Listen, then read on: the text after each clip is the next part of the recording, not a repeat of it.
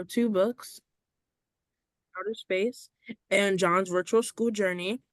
I live in Philadelphia, PA, and my first book, John's Journey to Outer Space, is about a kid named John and his dog Ruffles, and they go to outer space, but they get in some trouble, but they find their way out of it. And my second book, John's Virtual School Journey, is about a kid named John, and he has to be virtual school because of COVID-19, and he's scared, but after a while, he figures out it's a really good place to be. You can buy it at Barnes& and Noble, Amazon, my website, johnxcrew.com, and you can also go to Walmart or Target. And follow me on Instagram at johnxcrew, and I am John Xavier. All right, John. So what made you write your first book, John? Tell us a little bit about that journey. So what made me write my first book is I went to the Space Museum in DC, and after that I've always been obsessed with space. So my mom asked me, would you like to make a book about it? And I was like, sure. So when we started making a book, I was around 6 at the time. Um, we made the book, we found a publisher, and we got it done. And my second book, what inspired me is my aunt Jerry. Um, she was basically my teacher because she was the one who helped me build my classroom in my Oh, house so I could learn and be productive during second grade when I was virtual. And she was the one who inspired me to write that book. okay. So, John, what you have coming up next? Anything interesting that we should know? So I'm working on my third book. I Wow. can't say the name because it's kind of you know, Okay. undercover. But um it's gonna be about old times and different events. Okay. Awesome. Any questions for John? I heard you say undercover, and I want to understand what you saying because I missed that. What was undercover about the book that's coming? It's like it's it's secretive. Like we can't really say it because we're making like a vision board of all ideas. And yeah. Oh, I get it. I get it. Okay, yes, keep that under wraps. And John, who are some people who inspired you growing up? My mom inspired me, my grandma, my aunt, my dad, my great aunt, and my uncle.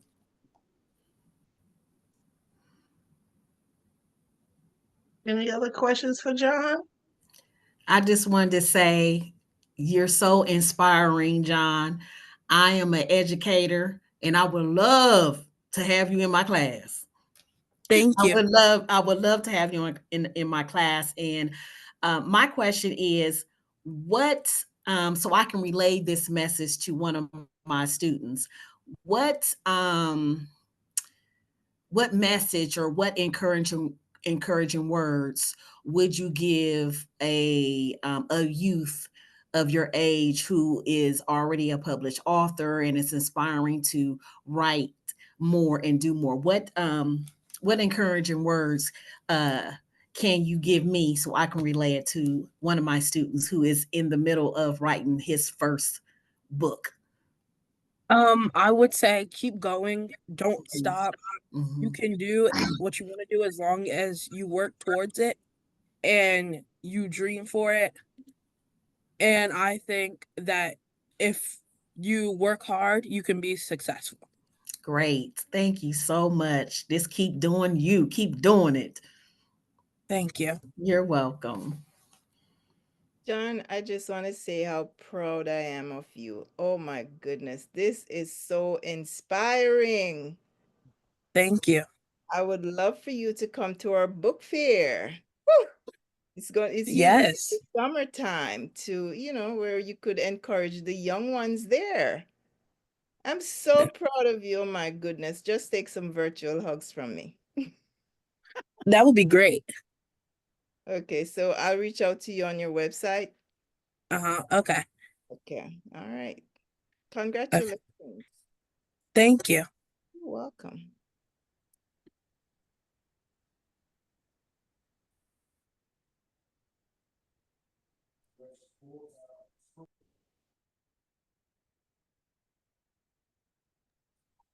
Kim, you're on mute.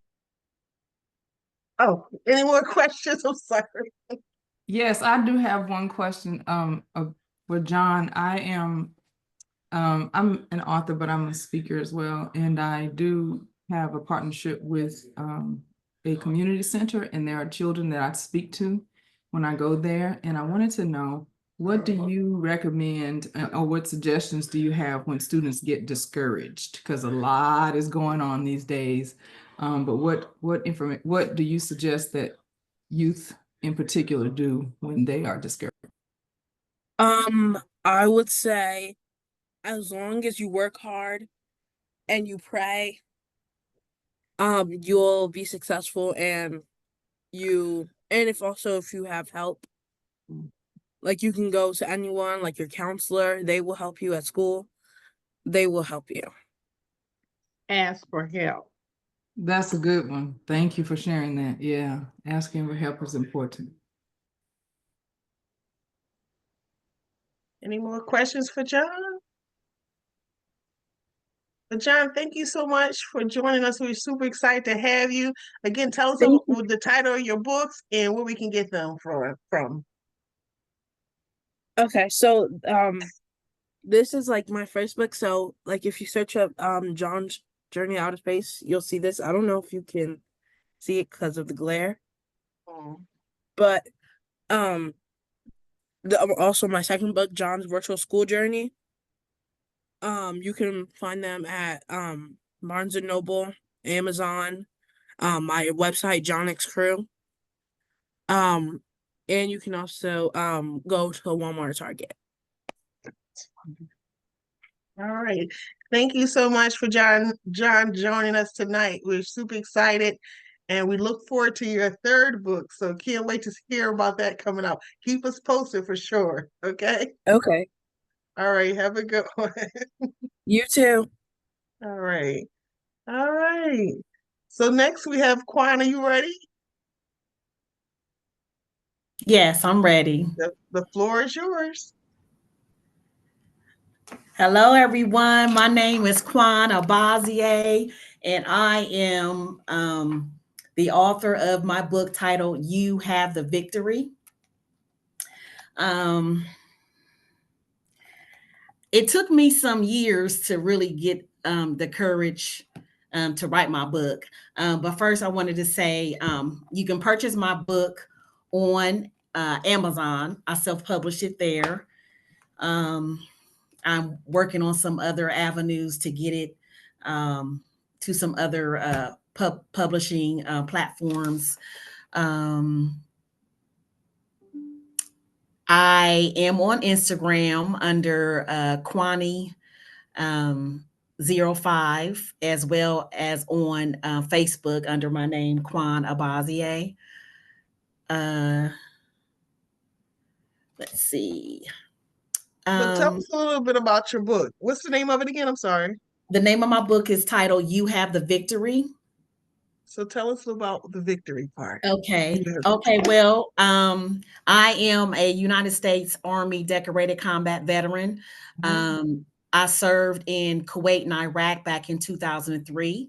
I joined the military because I was a young single mother and I was attending college, but working 2 jobs, raising my son, trying to go to school. And I knew I wanted to continue my education. So, I joined the Ohio National Guard in 1997 at the age of 27 because they have the 100% tuition reimbursement. So that was my path to reaching my goal of getting funding for college and to obtain my college degrees. And now I have 4 college degrees. Okay. I did it for that as well as for my son. So I joined the military, went away to boot camp, my AIT, my training, everything like that. So I first initially started in the Ohio National Guard for some time, and then I re-enlisted into the Ohio Army Reserves, where then there's talks of weapons of mass destruction. So then fast forward, I was ordered by the former President George W. Bush to serve overseas in Kuwait and Iraq. And so I was involuntarily transferred to a unit that was based out of Indiana. And when I left Columbus, Ohio, where I live at now, to meet that company in Kentucky, Fort Knox, Kentucky, whew, that's when everything started happening. I experienced blatant racism from the time I got there, threats on my life by the same soldiers that I was ordered to serve with. I faced a lot of that, but my faith in God, my faith carried me through, and always thinking about my son. So I named my book "You Have the Victory" because when we arrived to Kuwait, let me back up. All the while I was going through all this threats upon my life, God kept whispering in my ear, "You have the victory." Just little whispers in my ear, "You have the victory. You have the victory," to get me through, to keep me encouraged. But when we arrived to Kuwait and we get off the school buses and go into the tent, the camp commander comes into the camp and says, "Welcome to Camp Victory." That right there, that right there just confirmed that God was with me, that he was with me. So that's the reason why I named my book "You Have the Victory," because even though I was going through all these things, I still had the victory, and I made it back home to my son, who is now 32 years old. Wow. I left him, he was 10 when I was went to the airport, and I'm thinking as a mother, oh, my son, he's not going to be able to handle it and everything like that. But one thing I'll never forget my son saying to me at 10 years old, "Be strong, mama." Whoo, I had to fight back the tears, like, okay, get it together. So it took me some time to write this book because dealing with PTSD and all those things that I went through. So it took me some time to really sit down and write it. And what got me there was COVID. As I said before, I'm an educator. So even though at the time COVID, I'm still teaching, but we didn't have anything in place to teach from home. So that gave me that time to sit down and finish writing my book. Okay. Yes. So can you share with us one of your favorite lines out of your book?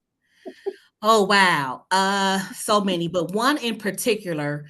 And one morning I was on duty with with 3 or 4 other soldiers, and we had front gate duty, meaning we had to guard our camp. And on our camp, they had different fast food restaurants, and one of the restaurants was called Hardee's. Everybody remembers Hardee's fast food restaurant. We had that there. We had KFC.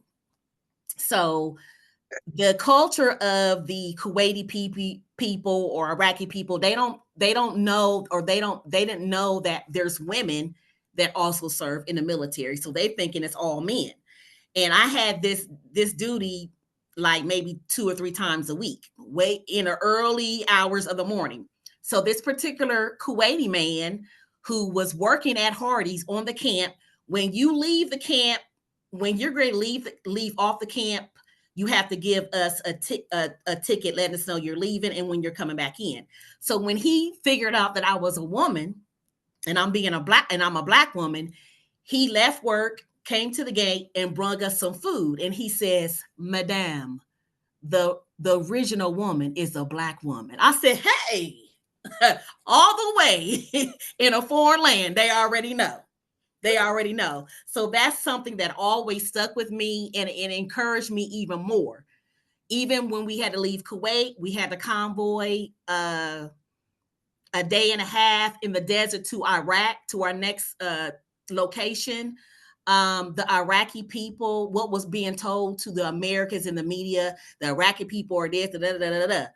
But God, I was one of the soldiers who my job was water purification specialist. And we had to provide water for all the troops.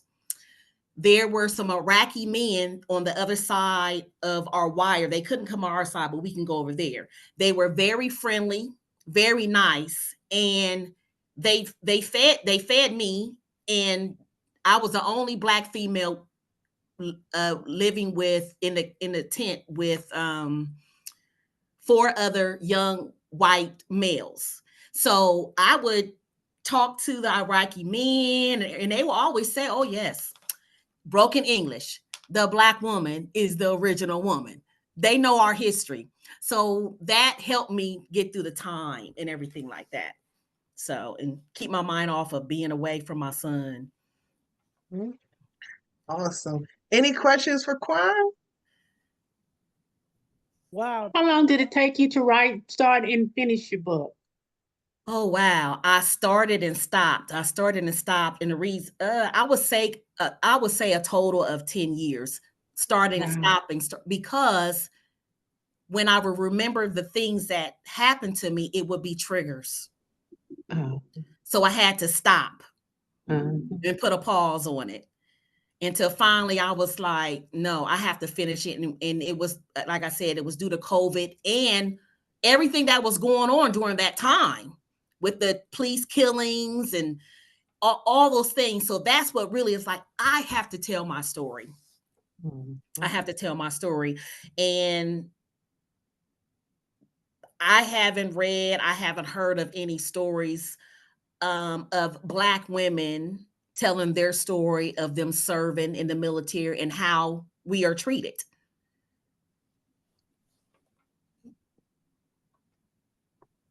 Thank you. You're welcome. Thank you. You know, that was interesting how you said that you had to be you was treated poorly by people you were helping. No, it was the people, the same soldiers that I was in the same company with, the same ones I was ordered to serve with. With the same ones you were ordered to serve with. Yes. Wow, what an experience. Who are some people who influenced you growing up? Who were some Black women who really inspired you growing up? Well, my mom and mostly my grandmother. I spent a lot of time with my grandmother. A lot of time with her. She was a woman of God. I went to church with her. She basically set the foundation for me. And taught me how to pray. And so I remembered all those things, you know, during this time. As a little girl, I always was writing in my journal. So poetry in middle school, keeping my journals, and envisioning myself as being a National Geographic photographer, traveling, going to different countries and photographing the people who are living in these countries. So writing and travel have always been with me. Maya Angelou, I love Maya Angelou and Nikki Giovanni. I would spend hours in the library, just escaping in books, envisioning myself. Oh, I can go here, and creating stories. So that's what I knew. I'll say if I'm constantly creating stories in my head, I know that I can write. That's great. You're Thank certainly you. an inspiration. Thank you. Thank you. Any other questions? So Quan, what do you have coming up next? Well, I am currently working on my second book. I won't tell the title yet. Also, my other home is in Ghana, West Africa. So that's my other home. My husband's there. We have a business together there. So I'm working on developing my travel and tour business, and to center it. I don't want to say center it, but the motivation is to tell my story of how I got to Ghana, and my experience as living in Ghana. And I'm telling everyone, you got to get to Ghana, and if you don't have an airport, especially right now, if you don't, or a passport, shame on you. So yeah, those are the next things that's coming up for me. Okay, so when you get that together, make sure you email me. I need my trip. Yes, for sure, for sure. I need my trip, definitely. All right. Any other questions for Quan? It's awesome. All right. So again, share with us again the cover, your book and title. The name of my book is titled "You Have the Victory." My name is Quan Abazie, and I'm here to tell you whatever it is that you're going through, you have the victory. Yes. Thank you so much for sharing that. You're All right. welcome. Ooh, that was awesome. Thank you. All right, Pearl, you gotta follow that. Pearl, like, oh no. Come on, sister. Come on. Come on. Okay. Well, hello, everyone. My name is Pearl Hale. I'm the author of Bruised to be Used. This book is about my many experiences with people who had heartfelt stories of brokenness, bruises in the forms of abuse, physical, emotional, scars that have really left an imprint on their lives, and how God can use those bruises so you can help others along your path, along your journey. So I met so many people growing up in New York City, a melting pot diversity, people from all different backgrounds. But this particular Black History Month, I met a lot of people of color who had heartfelt stories of abuse. I'm just gonna read an excerpt, Kim, a chapter in my book that is this is a heart-wrenching story. Quincy had a strange habit that she developed in response to bruises from her childhood. Every time we traveled together, she would pull out a comb on the train. From there, she would start obsessively combing her hair, fixing her clothing. There was nothing wrong with looking, there's nothing wrong with looking good, but Quincy would brush her hair, fix her clothing over and over, even when she already looked neat. Once more, Quincy didn't just fix her hair on the train, she would compulsively fix it wherever she went. And I would say, Quincy, why are you combing your hair on this train at 2:00 in the morning? I finally asked her as she began another 30-minute style session. Pearl, do I look good? So from growing up, she says, Pearl, you don't understand, she responded. As a child, growing up, my father called me a fat, ugly bee. All her life, can you imagine your first teacher calling you a fat, ugly bee? So she had scars from that, and there's many stories in here of generational abuse. I wanted to help people get answers to those questions, to those problems. For her, it was so, can you imagine combing your hair Who's on the train you gonna talk to at 2 o'clock in the morning? Who are you? Who's looking at you that hard at 2 o'clock in the morning? And she already looked good. It was just an obsession. Am I from those abuses and scars? And bruised to be used. The Lord brought me to Isaiah, the 53rd chapter, where it says, Jesus was bruised, wounded for our transgressions, bruised for our iniquities. The chastisement of our peace was upon him, and by his stripes we're healed. Bruises in the form of physical abuse, emotional abuse, that has really taken. I have some stories in here that's heartbroken, of real life stories of people whose lives have been in turmoil.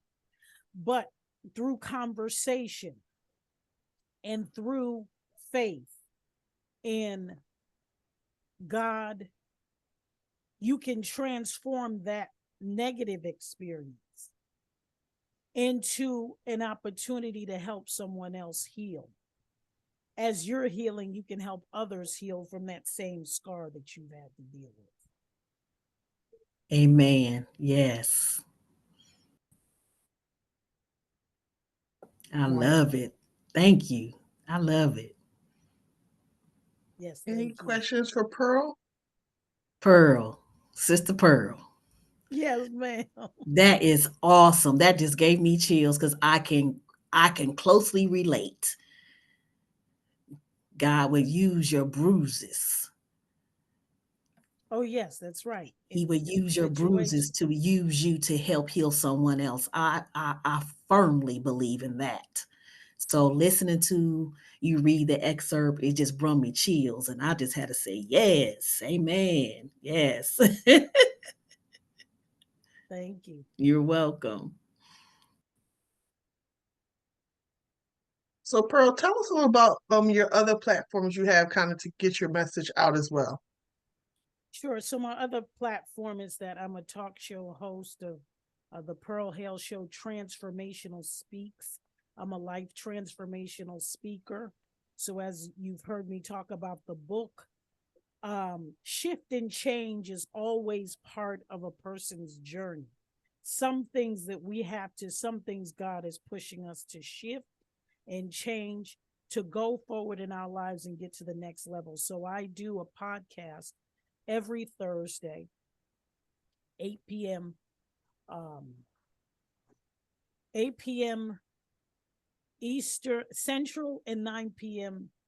Eastern Standard Time to help people in the space of life transformation. Shift and change equals life transformation. And so if we can take a look at our lives on that particular platform, I help people. I do different shows on how people have changed their lives and move forward. You know, I did a show from transitioning from pain to purpose. These are all things that aligns with bruised to be used. And so my platform is part of my talk show, and then helping people and allowing them to ask questions and bringing people on who can help them further shift. Because sometimes our problem is not just, sometimes that scar needs a mental health person or someone to help us further. You know, a lot of times, particularly in our communities, we used to, but that's no more, shy away from counseling or life coaching, you know, which I'm also a life coach. Can you log back in on your phone? And so my platform is the Pearl Hale Show Transformational Speaks. And that's how I branch out and help other people through my platform. Any questions for Pearl? I have one. Yes. Do you speak to women's groups? Yes, ma'am. Yeah, I speak to women's groups. I speak in conferences. I speak in school settings, whatever the platform is, because it's transformational. I'm a life transformational speaker, and anywhere there's shift and change, I help people shift and change so they can get lined up with their assignment, with their life's assignment, and the things that God has called them to do. Thank you. Any That's other good. questions? I will be contacting you. You're welcome. Yes. Can you put your information on the podcast in the chat, or a way that I can get in contact with you, please?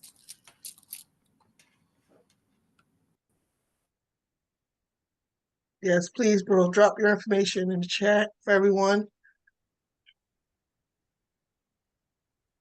Sure.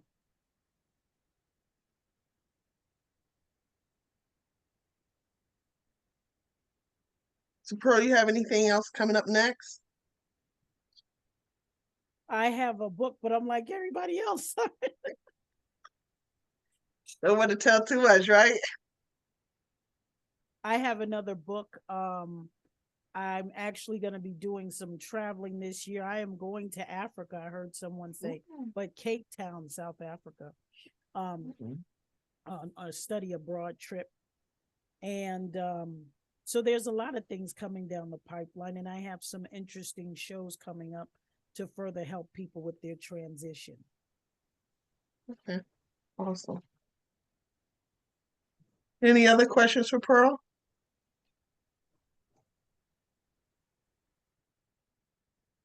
So, Pearl, you can actually lead us into this question we posted. So, what new skills have you learned being an author? Interesting. So, some new skills I've learned being an author is really paying attention to things around you, conversations that will help you in your writing. For example, like the story I just gave about me and Quincy being on the train and her story. Now, I never knew that was going to be a book, but through meeting people with mind-blowing stories of abuse, paying attention to conversations has helped me a lot on my journey with writing. And that's a new skill. Not saying I didn't before, but paying attention specifically for my writing craft in that area. You put me on the spot, Kim. Yes, I did. Yes, I did. I always do. You should be prepared by now. I always do. All right, Miss Newey, you next. So you might as well just take off the mic. Hello, everyone. I am here to talk to you about You Are Powerful. But first, I want to tell you who I am.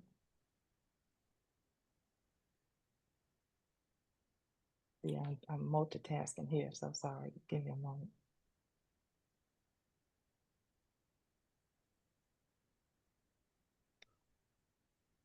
So I am Ellisha Tanae, daughter of Annie Beatrice, daughter of Beatrice, daughter of Ida Beatrice, daughter of Eliza, daughter of Sylvia.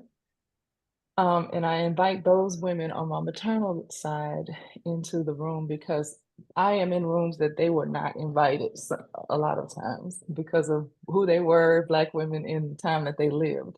And I also like to invite my paternal side. And so I say the love of those people. I am Ellisha Tanae Newton, daughter of God, sister of Jesus, daughter of Ellis and Annie Beatrice, daughter of Beatrice, Elijah, and W.C., daughter of Ellis and Simi Lee, sister of Derek, and sister-in-law of Shannon, wife of Sean, and mother of Aria, Sean Jr., and Ethan. And as you saw on my book cover, the little girl that is simulating me she doesn't look like me, but the illustrator created her, and she's being encouraged by the ancestors. And in this book, it is talking about you are powerful. You are going to be able to tell other people how you are powerful once you've read it, because it's a journal, transformational guide, as well as a book, and you're writing your vision. Habakkuk 2 and 2, write your vision, make it plain. Because when you read this book, you also understand that the light others see in us is God's love. And I'm going to answer this question before you ask it. One of my favorite pages is You Are Powerful, where the ancestors are encouraging my brother now. And so there is artwork in the book as well as music. So, like I said, once you finish reading the book, you're able to say how you're powerful in action, and you can scan this QR code and then sing. So that's what we're getting ready to do right now. I'm going to put it in the link in the chat because we're all about to sing. So this book is interdisciplinary, as you can see with the music and the artwork. And I'm going to give you a few moments to click on that link and get ready to sing. And then I'm going to talk for a few 30 more seconds, and then we can all sing together. So you'll see that there are 2 glossaries and learning activities. And in the learning activities, the reader is encouraged to write their own song, a play, a production, a rap, or something totally brand new. And also guides them through other things to think about as they're writing, because the length of the song is about the length of a jingle. So if they want to create a whole song, if they write beats, if they just want to add to the song, it tells them all of that in here. So we're going to pause now so we can all sing. And I'm going to play the music too, so y'all can hear it as you sing, just in case someone is not able to get into the link.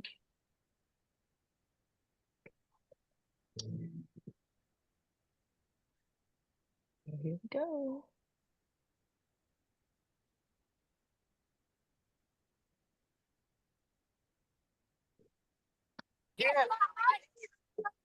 Pay attention. Okay, so you got to unmute because you got to sing, everybody. This is the time to unmute. Everybody has to unmute so you can sing.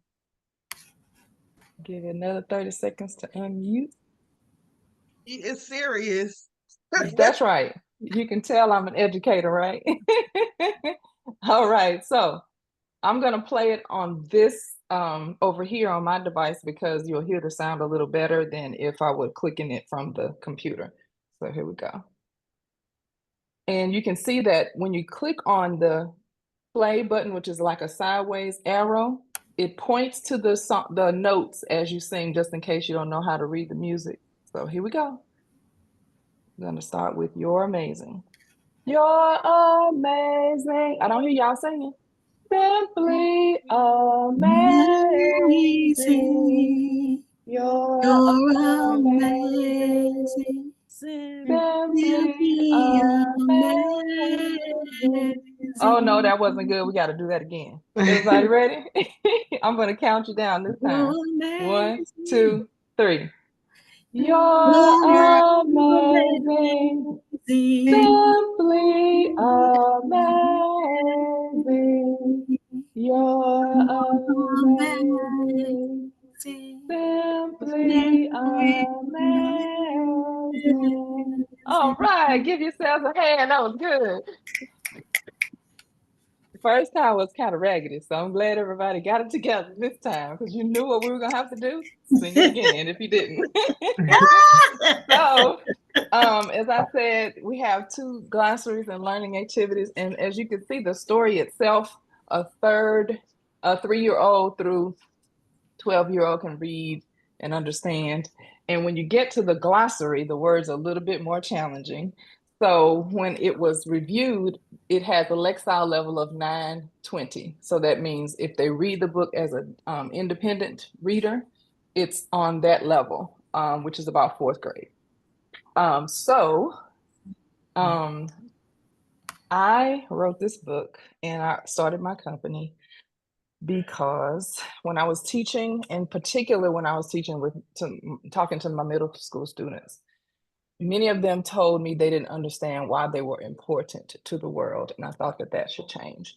So part of the reason I know from my experience, 26 and a half years and as teach and working for other people in education, and also the 2 years I've been in my company full time, the students who are reluctant readers don't take risks in math, science, technology, engineering, basket weaving, football, track, whatever they're doing, either as readily. So if we're teaching them to read, I tell anyone who has youth in your life, you have the goals, you have the tools to help them as a stakeholder understand they're powerful. This is one of the ways you can use that. This book will help them. And also just encouraging them, letting them know we see them, we believe in them, and what they have to say is important. So this is part of why I wrote this book and started this company. And then I have a gift for everyone. And I'm gonna pause because I know you have questions. So besides the book, what else? What other supplements you have with the book? So the learning activities, I've also have lesson plans. This You Are Powerful is also a e-course because this was the first one. You Are Powerful. Companion Guide to You Are Powerful was next, so that it created it as a journal they could write in it. And then You Are Powerful in Action, which is adding the challenges. Also, what happened from that time is brainstorm. So just like I showed y'all how to go in and sing the song before they start writing, there's a song it's called Brainstorm, and it walks them through how to brainstorm and they start writing. This book is also in the Black Children's Museum in the metaverse. It was available starting February 23rd, just earlier this week. So it's available in the metaverse for you to purchase. You just click on the top right-hand corner of the book cover because it's really artwork and it's larger. And master classes I do every month, summits, as well as I said earlier, I have a partnership with a community center here in Houston called the Shape Center. They have been open 55 years, working with their students. And also when I do a literacy event, I always include a science activity. And the reason for that is in Texas, it is now a 3D curriculum. And when I'm talking to people, they don't really understand what that means. So I give them a sample lesson in that as well. All from You Are Powerful, because if you know that you are powerful, then you will be able to be not just literate in English language arts, listening, reading, writing, and speaking and listening, also in all those other areas. So I modeled that for them. So tell us, you said something about 940. Explain that, what you mean by that number and being rated from, we said age 9 or something like that. Tell us a little bit about that. So Lexile levels are from a company called Metametrics, and they rate mathematics as well as reading and products and so. And it's the only company who it's based on data that is certified to give that rating. And so they read through the book, they evaluated it, and as an educator, when we teach students to read, we also assess them. So based on wherever the score is for where they fall, they have a number. So we teach them when you pick a book to read independently, or even oral, sometimes the oral reading level is different than the independent reading level. So we teach them, we use that level when we teach them in small groups for people who might need comprehension or all in a small group, or someone who might need decoding skills to figure out a word, for example. So we use those ratings to help us with teaching. And we also teach the students, if you look at a whole page of print and you see half of a page and there are 3 words in that half of a page you don't understand, that's a just right book for you, which means they can pick it up and read it independently. So if they're on a 920, a level above or level below, they can pick up this book and read that, which is about 4th grade level. And what made you go that route and do that with the book? As an educator, I knew how sometimes you're planning and you're trying to find books that are on the levels that are different, that are interesting, because one of the things I share with people who are in my summits, or if they're at a master class or however they're interacting, is that we all have, even the stakeholders who are not educators, have the tools we need to eliminate the disparity of scholars not reading on grade levels. 60% of them are reading 2 to 3 grade levels below grade level across the country, not across the district, across the country. So that's important for parents and whoever has students in their lives, because sometimes we don't, as a parent, I've heard lots of parents say, well, what do I do when they come home? I know they're getting this, that, or the other thing from the teacher, but what can I do? So this is one way that teachers or whoever uses those lexile levels can pick a book and teach the students how to choose that book for that reason. And it gives the students that empowering and inspiring, because they'll take risks. Because I said earlier, reluctant readers don't have the confidence. So as we're teaching them those skills, they'll build that confidence, and that leads to helping them to not just be literate in English language arts and all those content areas, but also in STEM as well, in STEAM. Any other questions? I'm not going to ask any more. That was that's awesome what you're doing. Tell me, where did you get the name from, Renewed Spirit? So there's a Bible verse that talks about you needing a renewed spirit. And sometimes we all need a renewed spirit. So that's where that came from. Well, I'm inspired about how many people you're going to be able to help with your platform with this book, and how you're being used to help others, and you keep on keeping on. And also, if you could put your information in the chat as well, so we know how to get in touch with you. Yes, and thank I you for put that little song. I'm not Thank you. And there are more songs coming. So I'm constantly recording, and I'm sharing on our YouTube channel, which is Renewed Spirit Leadership. And I also have a door prize for everybody. So I'm clicking the link now. So when you click on it, this is a whiteboard. So it looks like this. I have a whiteboard. So you use dry erase markers on this side, like with the squares. I don't know if you can see it, to draw like the dot journals. And then this side is blank. So you can use regular expo markers. And if you win, you're entering this contest, because they will send you your own set free. So that's why I gave y'all that link. And and they actually sent me that one free. So it's time. If I think the thing is still available as y'all do presentations. If y'all need a whiteboard, if you click on it, they'll send you your own free set, and then they'll give you a link to share out. So when 20 people sign, then they'll pick the winner. When 20 people enter. So this is not the first time I've shared it. So we should be close to 20 people now. And then I'm gonna also share the link to the Children's Museum, because when you go there, there's a way for you to go in, create an avatar if you want to, and walk around in the museum. But you don't have to create an avatar, you can just go through. And it like I said, when you go there and you see my actual book cover, you click on the top right-hand corner. But if you don't want to do all that and you just want to go to the list that lists all the people and the books and the link, that link is on that same page as well. And I'm on page 2 when you get to that part. Any other questions? Awesome. I'm your fellow, I'm in Texas as well. Oh, yay. Yeah. So this book, I didn't tell y'all, is hardback, paperback, and ebook. And it can also be purchased at this link on my website. and it's everywhere books are sold. But one thing that I have learned as an author is you give them 55% of your income in your price of your book.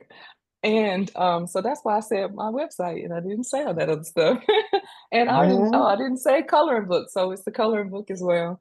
And you can order the coloring book now. There are bundles. That's why I just gave you the link so you can scroll down. This t-shirt that I have on and some others. So Ah, yeah, you have. And then you can get your name on the back. See, I have Mrs. Newton on the back of mine. oh, Hey, And then you can use that hot fuchsia color, this blue color in the bird, this one, or you can do like a khaki color with your name on the back.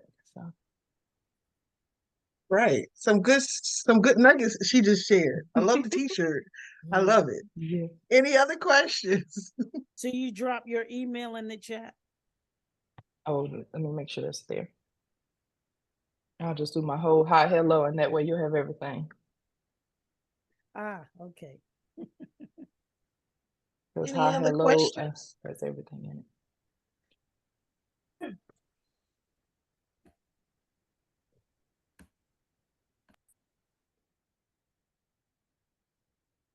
Be sure you go to that link, and if you don't use it for yourself, share it with others for that whiteboard. I have a question.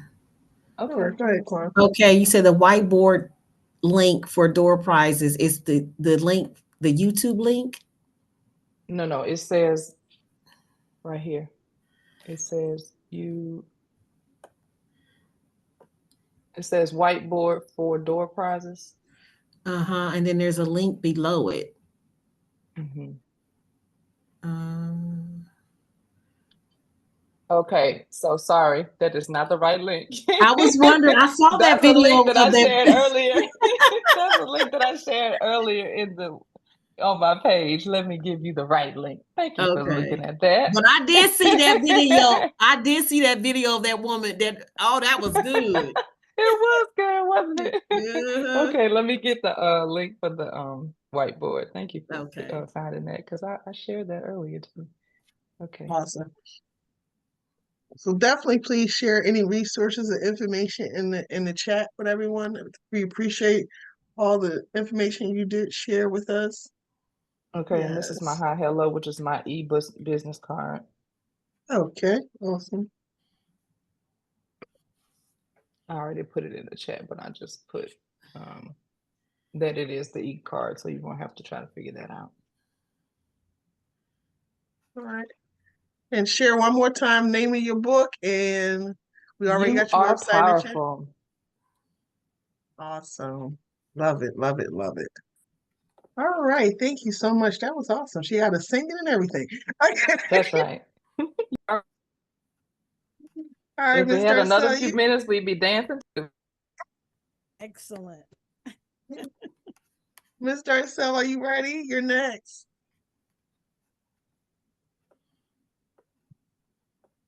Did I say your name right? My name is Darcele Robinson. I'm Dr. Darcele Robinson. Dr. I am a psychotherapist here in Flint, Michigan. I see children who I specialize in ADHD, depression, anxiety. And so I don't know, I've just always liked working with kids. And so this is my 5th book, and it's Kagan's Adventure, My Feelings Matter. And the reason why I did this book is because I was getting a lot of children that was coming in where their great-grandparents or uncles or aunts is raising them, and they're coming in with all types of feelings. And so I wrote this book. Kagan is my granddaughter. So I have a series of books. So this is my 5th book. And so this book talks about feelings. It actually talks about 12 feelings. I was just awarded through Chris Lit Award for the front cover. So you probably can see here the little seal here for the book. This is a hard book. But I also have a regular paperback book.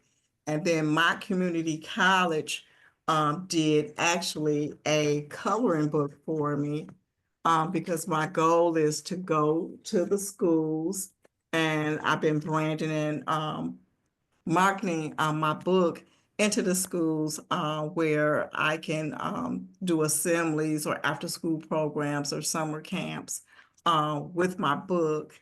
And so the book, like I said, is not just a book, it's a movement because it's a story. And then you can write in the book for the journal, draw and write and read.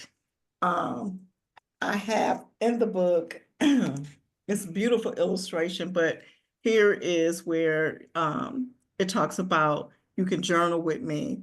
So it says, have you felt like Violet? Have you felt like Kagan, being happy, being sad, excited, where this child can demonstrate how he or she feels.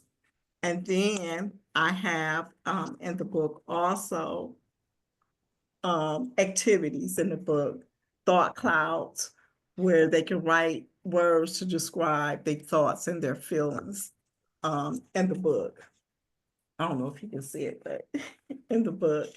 And then it's different activities about their feelings and to connect how they feel in the book of different activities. And so just to show you a couple of the pages that's in the book, this book is of color because our children need to know that our feelings do matter, and their feelings do matter. And so this book is just not for kids because teachers, parents, youth organizations can get this book and use it as a curriculum for any type of youth program. And so that was the purpose of me doing this book. And I don't know what else to say. That's good, Dr. Darcele. That was awesome. I love the pictures inside the coloring book. That was really nice. I really enjoyed that. Any question for Dr. Darcele?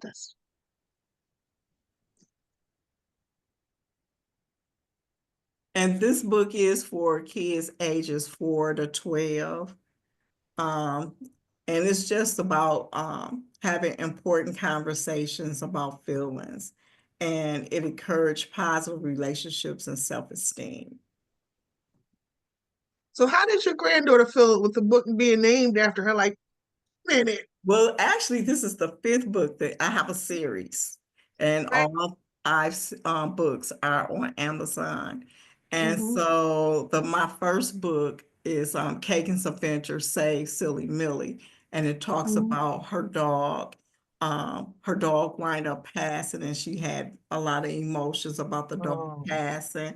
And as a psychotherapist, I was like, she was so extraordinary about it. And I'm like, well, tell me about Millie, And so she started telling me about Millie, and I started writing it down. And all I know, I had like 4 or 5 pages. And I'm like, you know what? Some other child might be having the same issue.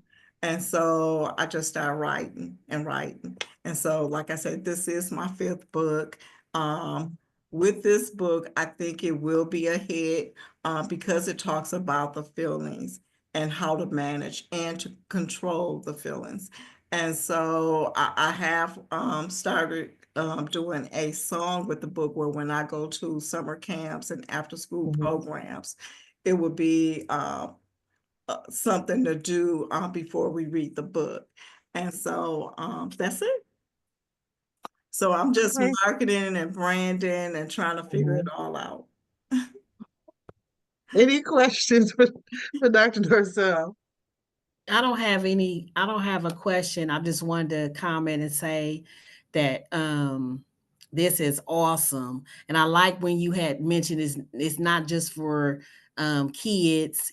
It for teachers because whew, I've been in education for 10 years. And although there are other teachers, been in education longer than me, but I have seen a lot. And this type of book is needed. It's very much needed. Teachers now are more than just teachers. We are the social worker, we the mother, we the doctor, we the pastor, we the first lady, we the dentist, we everything to the kids. We not only teaching them the curriculum, we're feeding them. The kids come to school, need hugs, they need attention because they don't have the capability to show and share their emotions. So they need a way to do that. So I think this is awesome. It is awesome. Thank you. You're welcome. Any questions? I don't have a question, but one of the things that I'm doing with my book for schools, because you said you were branding, I wanted to share.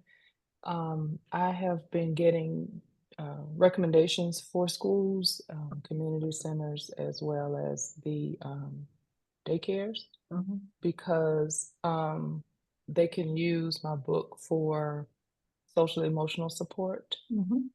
Some school counselors as well as librarians may get it. Also, I tell them they can use it for school-wide adoption for them being able to draw and write, because some 3-year-olds aren't writing with words yet. So when they go to that part, it tells them draw or write, and it has that space inside. And then most recently, I'm recording a one of the things I love that I learned as an adult, which I do now in every journal, but I learned it when I was teaching middle school, is organizing your thoughts. And so when I do anything, even if I'm just, like I was telling you, I was working with the students at the community center, I have them to do a table of contents.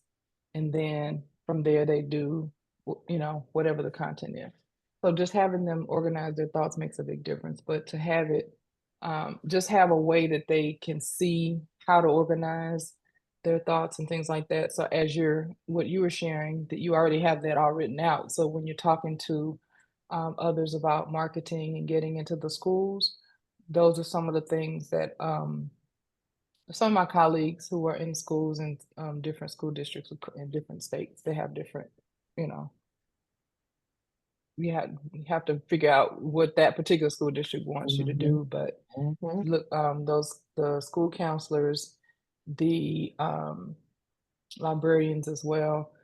I was in Georgia for something else, and one of the ways that the teacher who wanted me to come to speak to her class didn't have the funds to take me there because of my speaker fee, but she was able to connect me with a school counselor who could have gotten a class set for her class and then brought me in through her budget. So, just different ways to do that.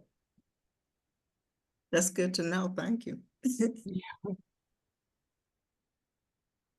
Any other questions for Dr. Darcele? I don't know if you saw in the chat, but I said, I love this book, Dr. Darcele. Thank you. Thank you. I love it too. Did you I might have to do it too. I was on mute. I'm sorry. Did you put your link in, Dr. Darcele? Yes, I did. Okay. Dr. Robinson, I would just like to say that. Let's see. That's awesome because I am not as skilled with ADHD, but I volunteer and feelings matter. I volunteer and help kids. Feelings do matter, and sometimes younger people's feelings are overlooked. Oftentimes because parents, depending on where they're from, have so much to do. And I'm glad you said this book is not just for children, but somebody like myself can look it over and be like, wait a minute, if I'm having a crazy day, like my feelings matter. So it's good that you have something for all ages. you know, even though primarily you're dealing with younger people's feelings, but it's a good book for all ages. And thank you so much for you. writing and inspiring the world. Thank you. So, Dr. So tell us a little bit about your journey in trying to get your book into schools. Have you been successful with that? Has there been any challenges?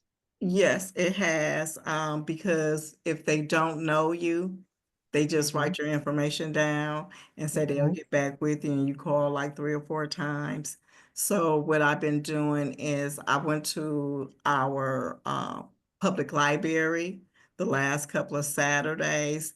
Channel 12 was there where they did a little clip about it. And then Courier News happened to be there, but I had left because I went to another event.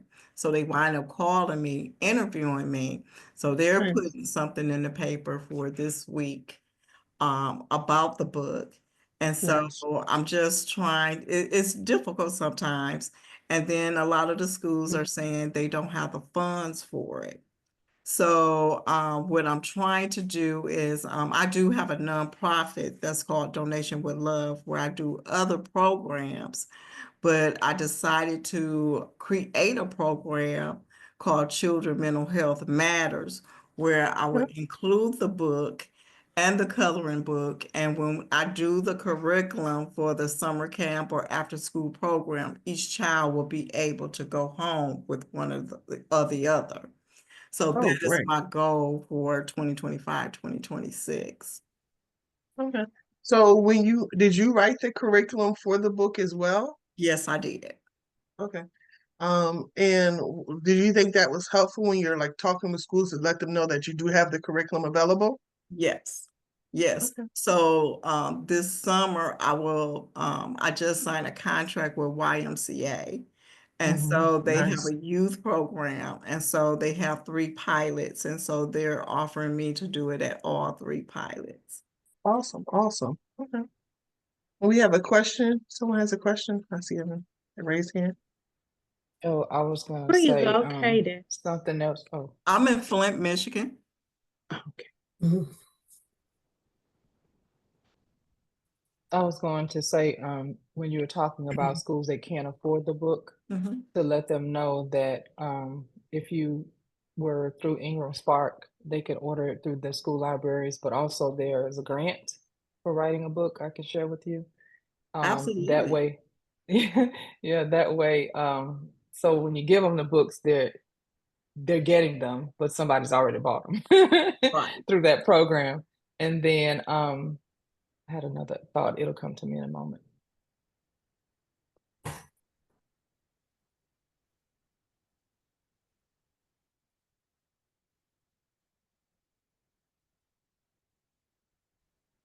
All right. Any other questions?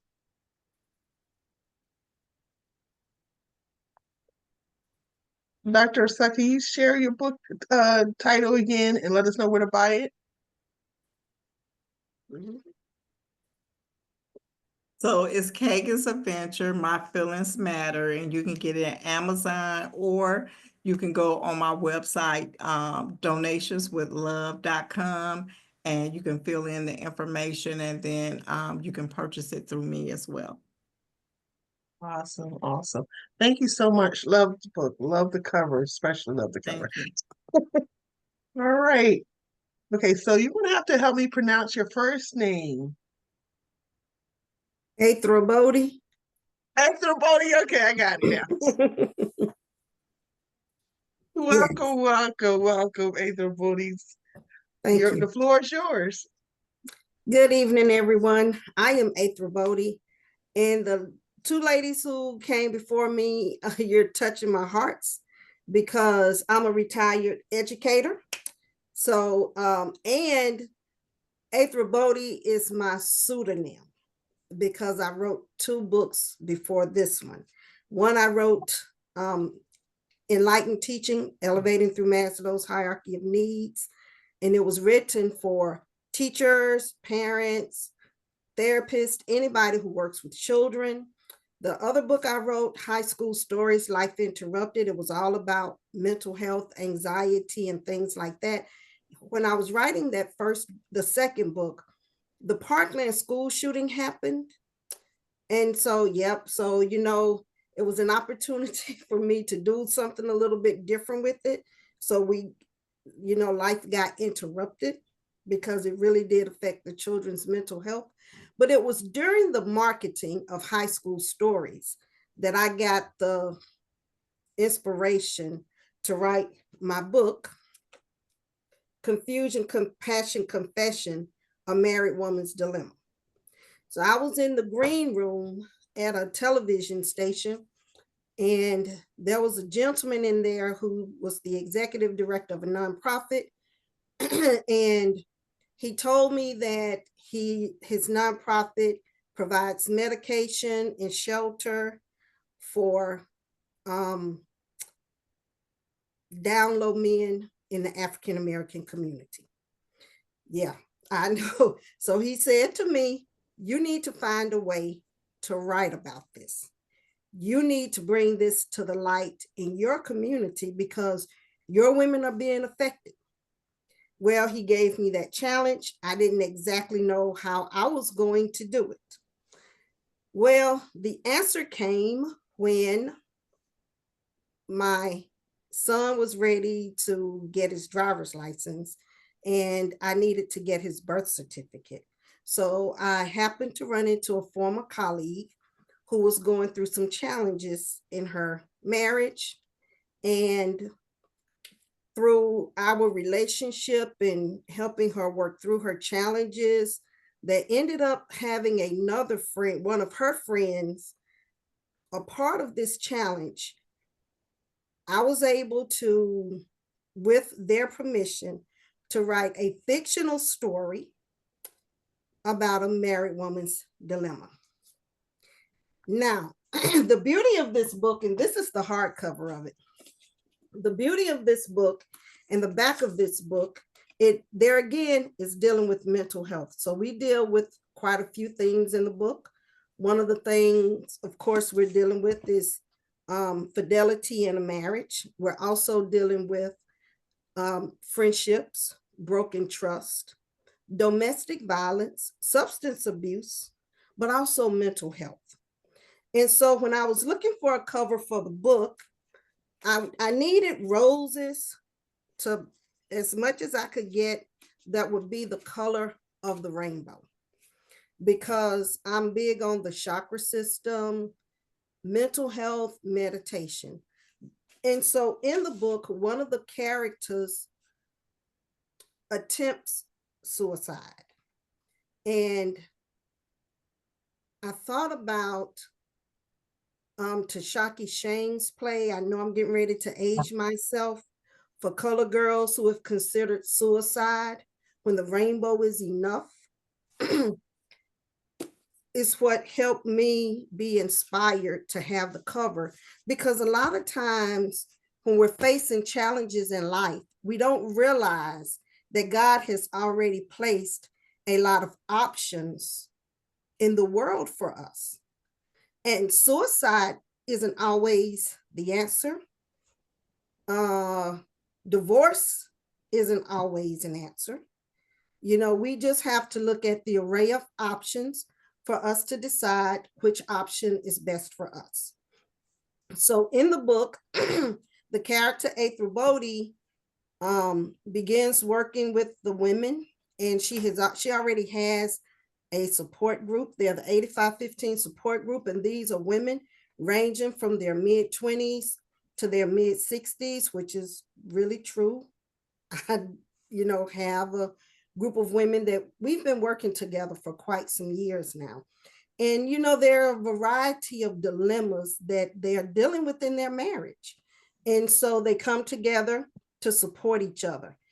And so in this book, you'll see that group, but now that group has evolved to where now we do a weekly podcast, the Athra Bodhi Show, conversations about unconventional and complex domestic relationships. So really and truly, people started hearing about some things and they would write letters. The group is closed because that's what we agreed on in the very beginning, to maintain confidentiality and to make sure people had a safe space. So we read the letters, and you'll see that in the book, and the ladies respond, and we do the same thing on the podcast, except we're getting letters from men now. And also, we have guests who come on. They're not the women who are in the group. They're, if they decide this is what they want to do, it's their choice. But we have guests who come on and they give their take about the letters, including guys who have lived unconventional lifestyles. And also one of my resident co-host is a guy from NAMI, and he's really big on mental health because we connected. He heard about my podcast and he was like, look, I want to be a part of this because now I can give a different spin on it. So if any of you would like to be a guest on the Athra Bodhi Show, particularly if you are a therapist, or if you feel like you want to unpack a letter, then you're able to do so by sending me an email. Any questions?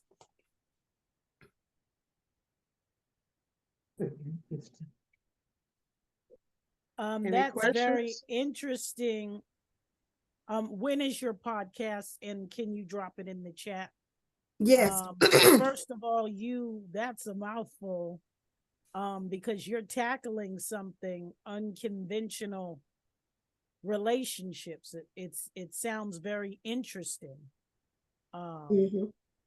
About, you mentioned some things about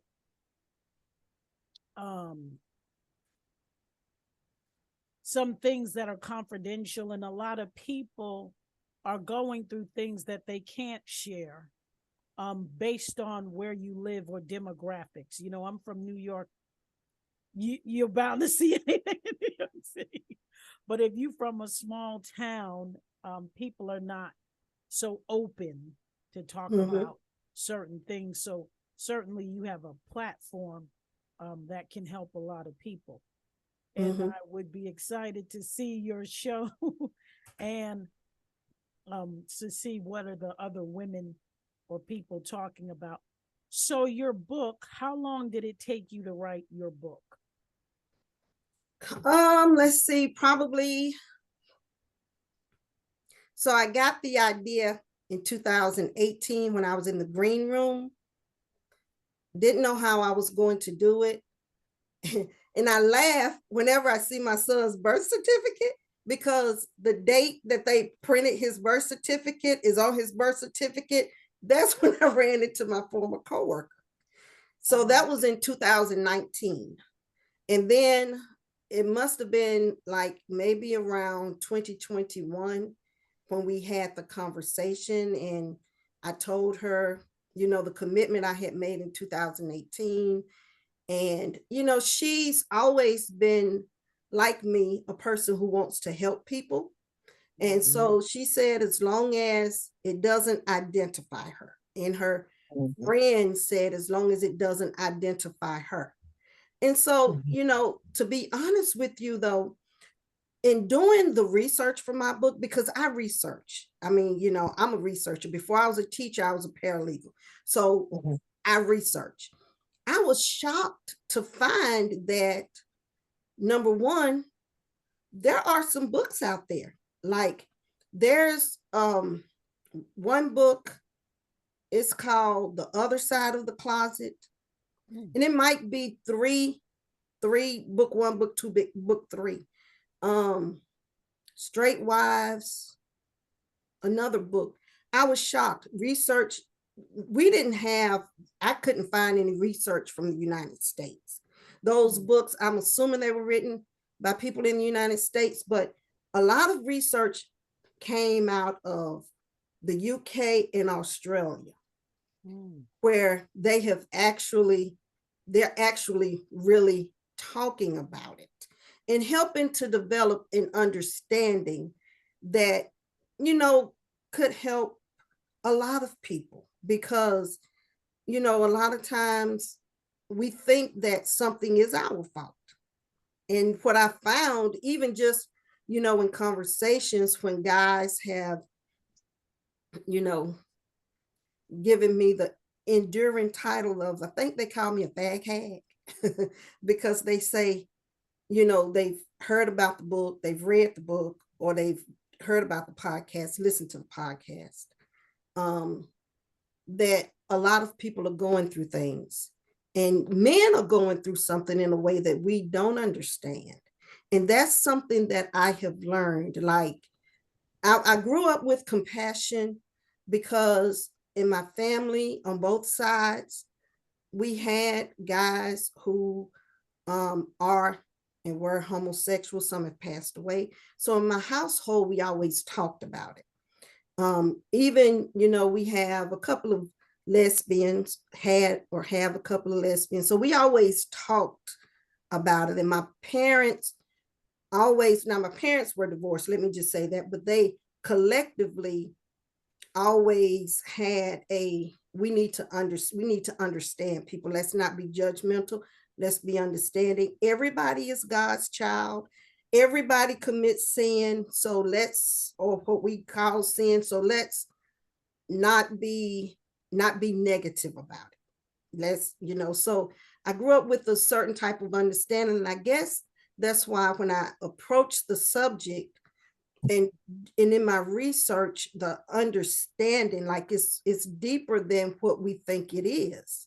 It's a lot deeper than what we think it is. And I was shocked to find that, and this was from the research that came out of the UK and Australia again, when women find out, most women want to keep their marriages because their husbands are great men. And most men want to keep their marriages because it's not altogether 100% what we think it is. So, I've learned a lot, and I am still learning a lot. And, like the guy told me when we were in the green room that, I needed to do this because of health issues in the African-American community. So like 60% of HIV patients in the women's population are African-American women. And I had no idea about that. And so he's right. Like, we need to have these conversations. And then I found out that there is a drug that the federal government pays for. It's called PrEP. The federal government pays for it. So if we can have these honest conversations, if people can use PrEP, then you're going to decrease your chances of contracting HIV and then having full-blown AIDS. And I know that was a lot. I know that was a shocker, but I'm sorry. Well, it's good. Sometimes we have to have hard conversations. I think that we're in a world where there's no one size fit all. I mean, just because one comes from a certain background, we need to have conversations and at least agree to disagree. Right. But thank you for that information. I look forward to seeing your podcast. Thank you. Any questions? Name of the podcast? Did you put that? Yes, I'll put it in here, but it's the Athra Bodhi Show. If you go to YouTube and if you put in the Athra Bodhi Show, it comes up because Athra Bodhi is a unique name. I'm thinking about trademarking it. Yeah. I'm thinking about it. Definitely do. Yeah. Definitely do. So you were an educator and then you started researching and writing this book. How did you change your mindset from being an educator to go in this direction, starting a podcast? What was that journey like? Well, so I retired from teaching last year. Okay. Now, in the book I was telling you about, High School Stories, Life Interrupted. So at the beginning of that book, I was writing that book, started writing that book the summer of 2017. And I was doing a Reaching the Wounded Student Conference down in Orlando. I got a telephone call from a former parent who had informed me that a student that I had worked with in middle school had experienced death through gun violence. So I put that in the book. As I had completely finished my book, it was going through the editing, the last phase of editing, like the third or fourth phase of editing, summer of 2018, and another student experienced death through gun violence. So I went in and I changed the book a little bit, and the students in the book, they decided that they would form the Young Adult Mental Health Alliance. Nice. Because they were standing up. And so when people read the book, they said, this doesn't need to stay in the book. You need to make this a reality. So the 2023-2024 school year, and I had started it. I had gotten the name in my state, started it. 2023-2024 school year, I could not take it anymore because every time we had a break, either a student experienced gun violence and made it, a student experienced death, a student was being locked up, and I could not take it. I'm going to tell you, I lost in some shape, form, or fashion 6 students, whether it was they were injured, homebound, whether they were charged with something, or whether they were expelled because everything was just so chaotic. And I felt a degree of guilt because I felt like I had a solution and I really wasn't walking in faith. So I decided I'm leaving. Now, when I decided I was leaving, I really had not planned to let Athra grow like that. But people were saying, you need to do this. But also, believe it or not, my students, kids are clever. They found my book. And I'm going to be honest with you. My students were encouraging because they are dealing with this issue, A, in themselves, B, with their friends. And whomever the educator is on here who say, I've been teaching for 10 years and I have learned a lot. I'm going to tell you something. Nothing you've learned in college prepares you for teaching. Nothing. And so when the kids found out about it, number one, they encouraged me. They said, your book is needed. You don't need to just let this sit around. You need to do this. You need to do that. Like they were putting the cards on the table. So they're challenging me now, which is a good challenge. But, and they were showing me how both of those things are going hand in hand, because for some people, it is a mental health. It becomes a mental health issue when you're not understanding who you are. It becomes a mental health issue when a lady feels like her husband is rejecting her, but it's really not about her. He really and truly loves her.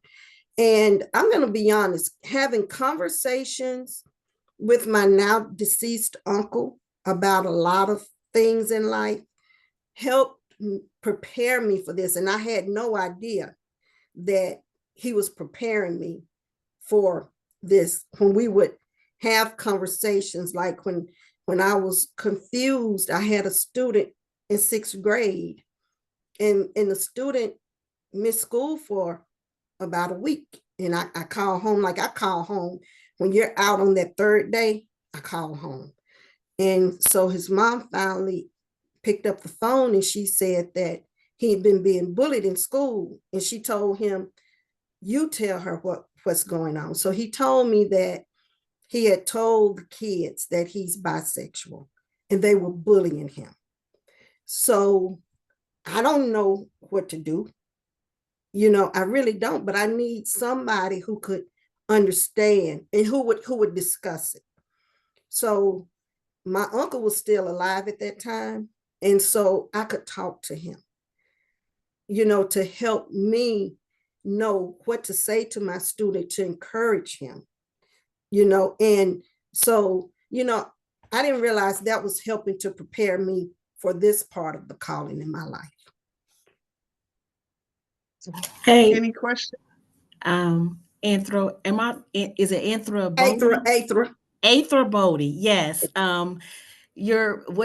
What I'm hearing from you and experience and everything, it is I can relate. I'm the educator that said I've been teaching for 10 years. I didn't go to college the traditional way. As far as going into education, I transitioned from one career into education, and I worked in corrections. I was working with juveniles as well as adult males. And what led me into education was, before I was going to work in the correctional facility, at the halfway house, I would work with youth boys, the age 7th, 8th grade, and before I would go to work. But the only difference I saw between the boys and the men was the age. Mm-hmm. And I saw the path that these boys was going down, and that was prison because of their behaviors. So that's how I got into education. So when I got into education, started off as a paraprofessional teacher assistant, and then I got the opportunity to become a teacher through a woman who is now deceased. She was a superintendent of a school, the first school I taught at. She became my mentor. And the things that I experienced from 2013 even to now, the bullying, the social and emotional effects, kids elementary wanting to commit suicide. One young girl, she was so traumatized from what was going on at home, she brung a big old knife to school, and I was the one that found it in the book bag.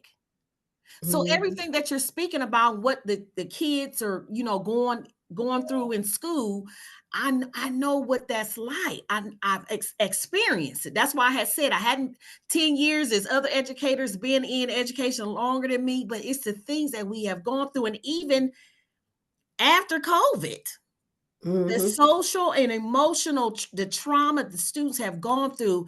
That's why I said being a teacher, it's more than just teaching the subject. We have to be there for our students when the parents can't be there for them, when even the parents need that help. We are the social workers going to their houses when the kids are not coming to school, and you have some leaders who are not, really concerned. So we have to, go do the house visits and everything like that. So I really, everything that you share with us, it is great. It is really, really great. And I can absolutely relate to everything that you have said. So I thank you for sharing. And let me add, I appreciate that. And let me add, I ended my career in high school. So the guys who were giving me these conversations, they were all over 18. Let me just add that. Like they were, I had an all boys class, 4th block.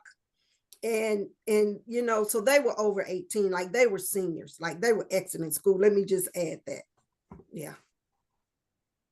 Awesome. Thank you for sharing. Thank you so much for sharing. Any other questions? I don't have a question, but as I said before, this is a whole lot to process. And I dealt with a lot of this in elementary and middle school.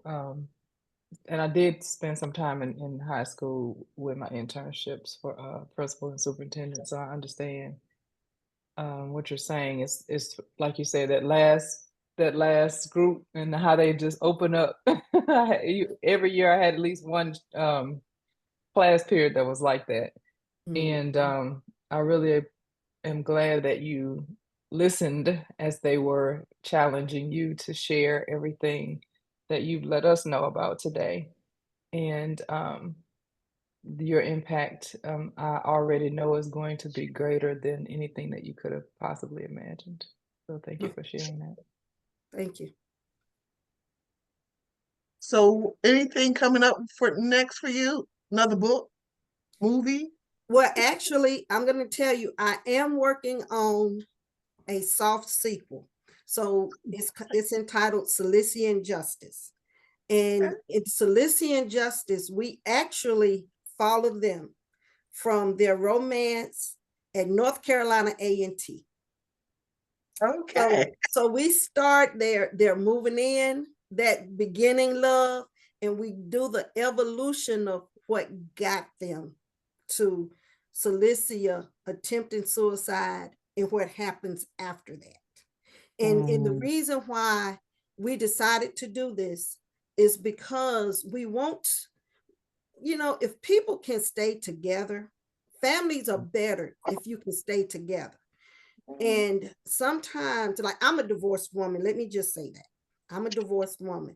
But the evolution of having to break up, we decided to do it that way because if people can look and see something that might be going on in Cilicia and Justice's situation and identify it in their own, they can be proactive. So, like, I'm married a second time. My husband and I, we watched this series on Netflix, and it's entitled Sex Life. Now, when I first watched it, it was just to be an aphrodisiac, I'm gonna be honest.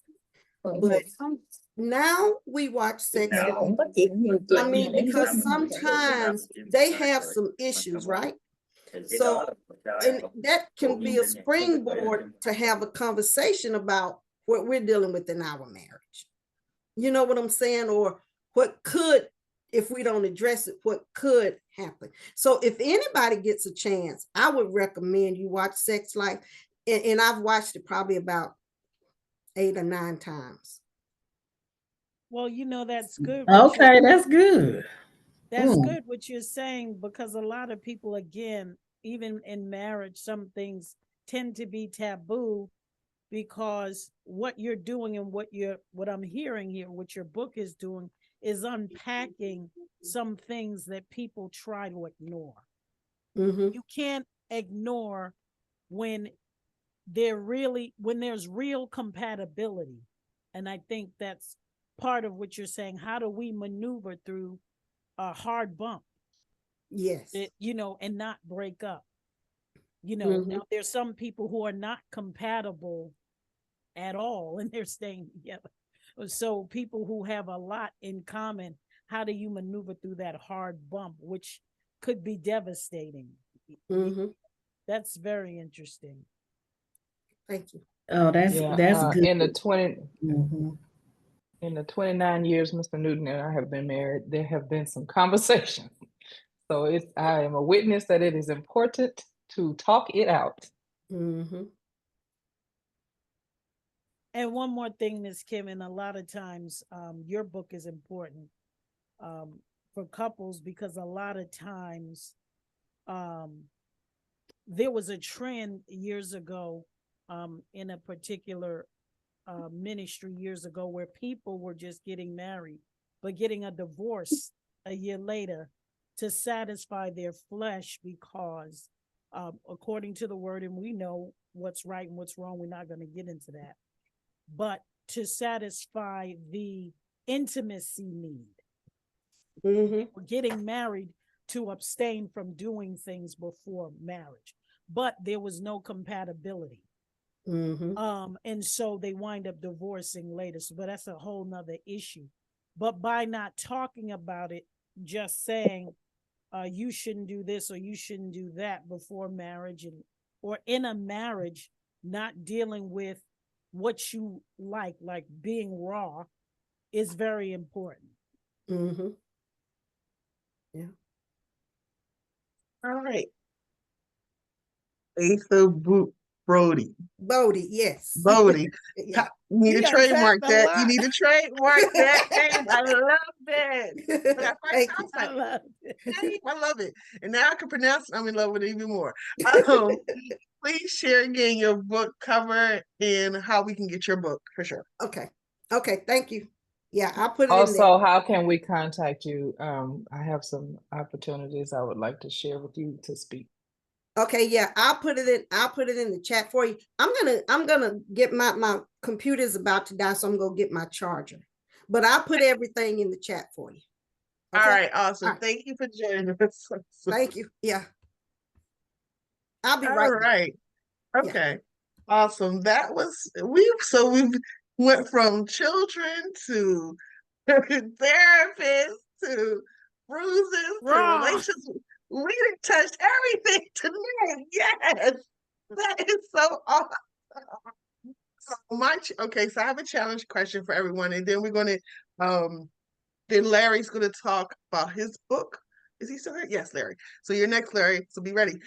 So I want to go around the room and ask you to tell me one question, one word that describes your journey as an author. One word. Pearl, you want to kick off? Since you're at the top of the screen. Transformational. Transformation. Who's next? Jubilance. Jubilance. Nice. Love the word. Purposeful. Purposeful. Yes. I'm going to go with perseverance. Perseverance. Awesome. Yes. Loving it. Okay, I'm gonna start calling on people. All right, teacher. All the teachers know what that means. You don't raise your hand, I'm gonna call on you. I gave you your wait time. All right, SamQunita. Very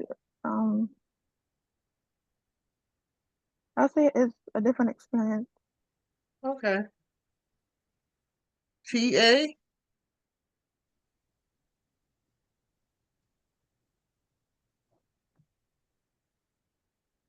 Can you all hear me? Yes. I'm sorry. I would say motivational. And I apologize. I'm on Zoom on my phone and I'm not as good with this app as I am on a computer. So I apologize. It's all good. I would say motivational though for me. Motivational. Awesome. Bernice. I know all the authors on here. Inspirational. Inspirational. It was inspiring for me. All right. Did I miss anybody? Any other authors on here? I'm going to say inspiring. Inspiring. All right, Larry. Awesome. All right, so those are all good words. I love those. Love those. Those are really great words. And use those words. Keep going with those words. We are going to start with Larry. Are you ready? Larry, the floor is yours. All right. Hey, everyone. I just want to say, start by saying thanks to Miss Linda Hunter and to you, Miss Kim Oglesby, and anyone else who was responsible for putting this on. It's very motivating and inspiring to see us all here together and here with a purpose to continue to build the community and, you know, to have some type of effect on us. So it's just great to see us all together here. So again, my name is Larry Clinkscales. I'm originally from Anderson, South Carolina. I now live in Charlotte, North Carolina. And my book is Brilliant Minds. So for me, it's a children's book. I'm looking to inspire kids to, you know, realize that there's so much more in this world. You know, we live in a time now where our history is being suppressed, and they're looking to do even more, especially with the current administration talking about, you know, taking away funding if you're pushing a certain narrative and things of that sort. So for me, I've always enjoyed learning and realizing that, you know, the more you learn, the more you realize there's so much more that we don't know. And so, you know, going through school, that was great to learn about the people they teach us, you know, our ancestors that have had so much of an impact, such as Harriet Tubman, Martin Luther King, Rosa Parks. There's so many that have had such a significant impact that leads us to, you know, where we are today. But for me, it wasn't until I got to Tuskegee University where I realized there's a lot that they did not tell us. And there's so much more that we did to contribute to society and what we've done. So that kind of led me to, you know, where I am now, which is writing this book, which is a book of inventors and lesser known inventors that, you know, have had such huge contributions to where we are today as a society. And so it's very inspiring to be able to you know, have an effect on not only kids but adults of the like, so that we're aware, you know, of what we've done, so that we know who we were, who we are, and what we can be in the future. So I do want to read a quick excerpt from the book. So I'll start with one page here. In a world of wonder and delight where innovation filled the air, lived inventors with minds so bright who crafted things so rare. Imagine making things so neat, creations that sparkle and shine. Here's to the genius of the makers whose ideas are oh so fine. And so for me, representation matters. So I want the kids to be able to see images of them doing things outside of, you know, what society shows us. You know, they show us that we're entertainers, we're sports players, which is great. God has blessed us with those abilities, but we've done, again, also, we've done so much more. I'm going to read one more excerpt here. It's of Marie Van Britten Brown. She's the inventor of the home security system. As night stars twinkled, families stepped in place. Marie thought of safety and securing her space. One quiet night, she would design a security system, the first of its kind. So again, we have an image to show, you know, that this was, you know, one of our ancestors who's responsible for the home security system as we know it.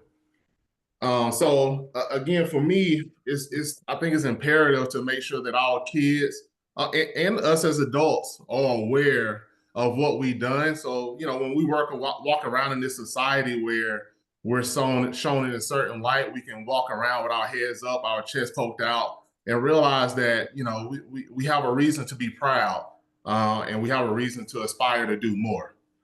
Yeah, I don't know what to say from here, but that's kind of what I have. Any questions for Larry? Do you have a web page? I do. So it's my publishing site. It's pasttopresentpublishing.com. I'll put that in the chat also. That way, you guys can check it out. I started the publishing company because I realized, you know, we have these voices, and a lot of times you go to these big publishers, and you know, they're intentional with who they decide to publish and who they don't. So not only did I want to, you know, publish my own, but also give opportunities for other people who have ideas and things that need to be put into this world, so that, you know, they can have a voice to be able to publish their works and, you know, inspire people as well. Past to present publishing, is that what you said, Larry? Past to present publishing, that's correct. And where are you located? I'm currently in Charlotte, North Carolina. So Larry, can you share some of your tips and tidbits as being a publisher to authors that are looking to come out with another book and may want to call you? Sure. So this is the beginning of a journey for me that I never realized I'd be on. My background is animal science. So prior to, you know, doing this, I was a wildlife biologist. I'm not currently in sales. Never thought that, you know, I would write a book, let alone start a publishing company to try to give other people voices. And I think it's important to first, you know, put it on paper. The Bible says, write it down and make it clear. So the first step is putting it on paper. And then of course, you want to put it into a digital format.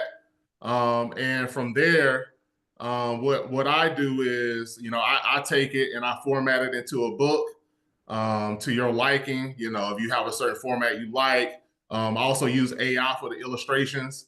So there's so many tools out there to where you can bring your ideas to fruition.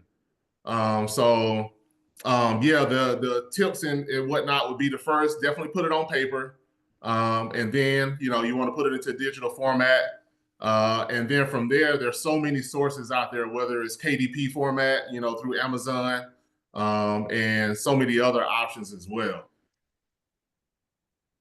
So Larry, what made you pick those different people for your book? You said some of them were not well known. What made you pick those particular ones for your book? So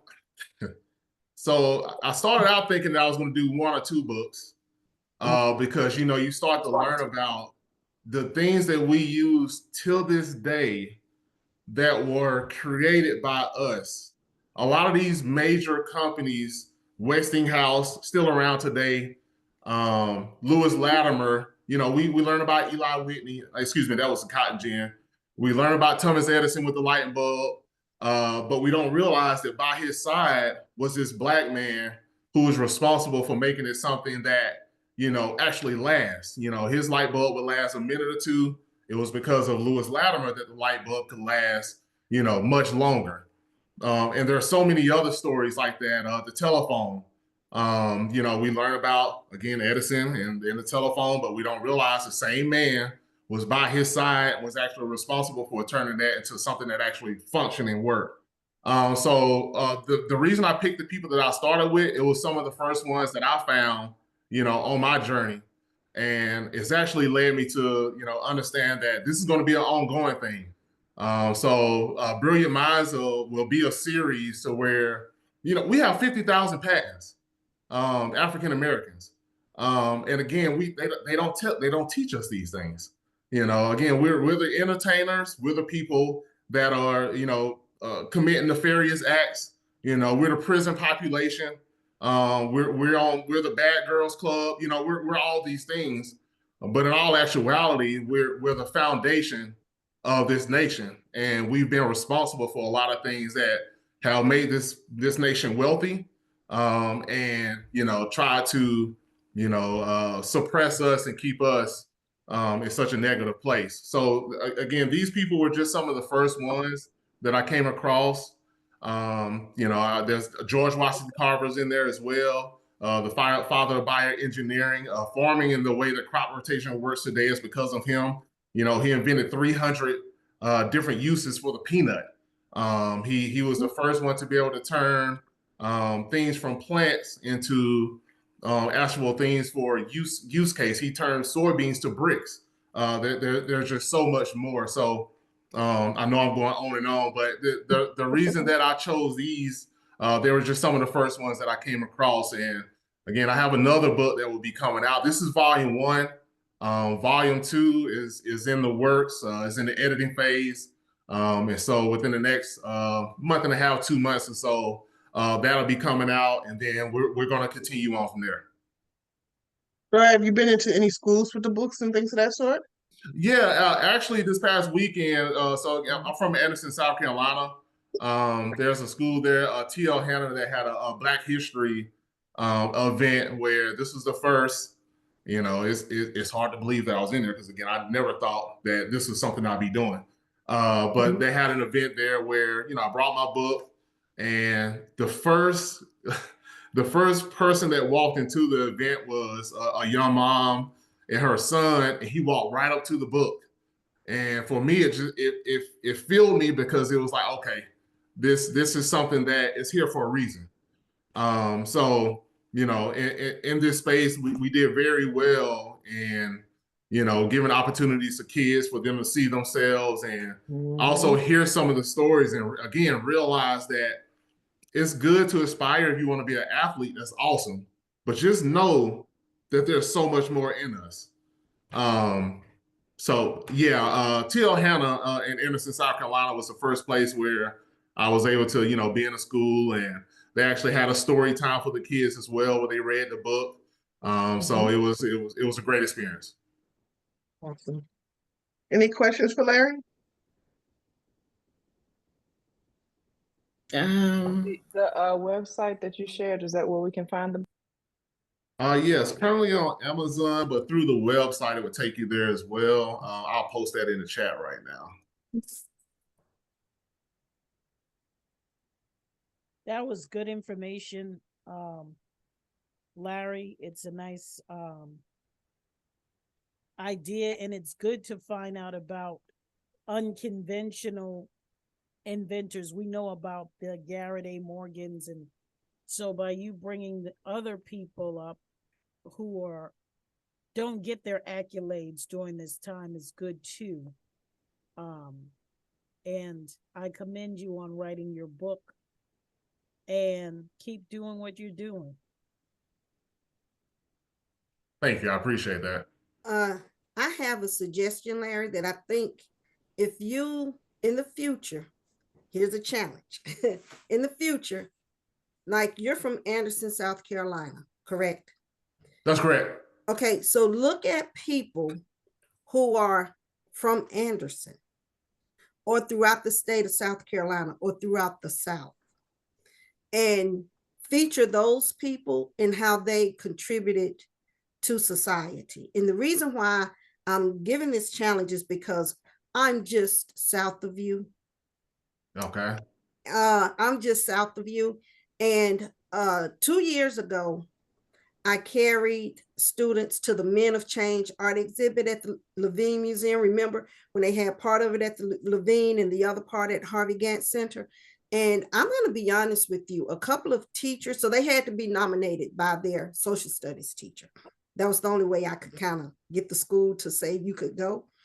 But some of the social studies teachers told me that their students' behaviors changed, their approach to academics changed, and they started seeing themselves differently.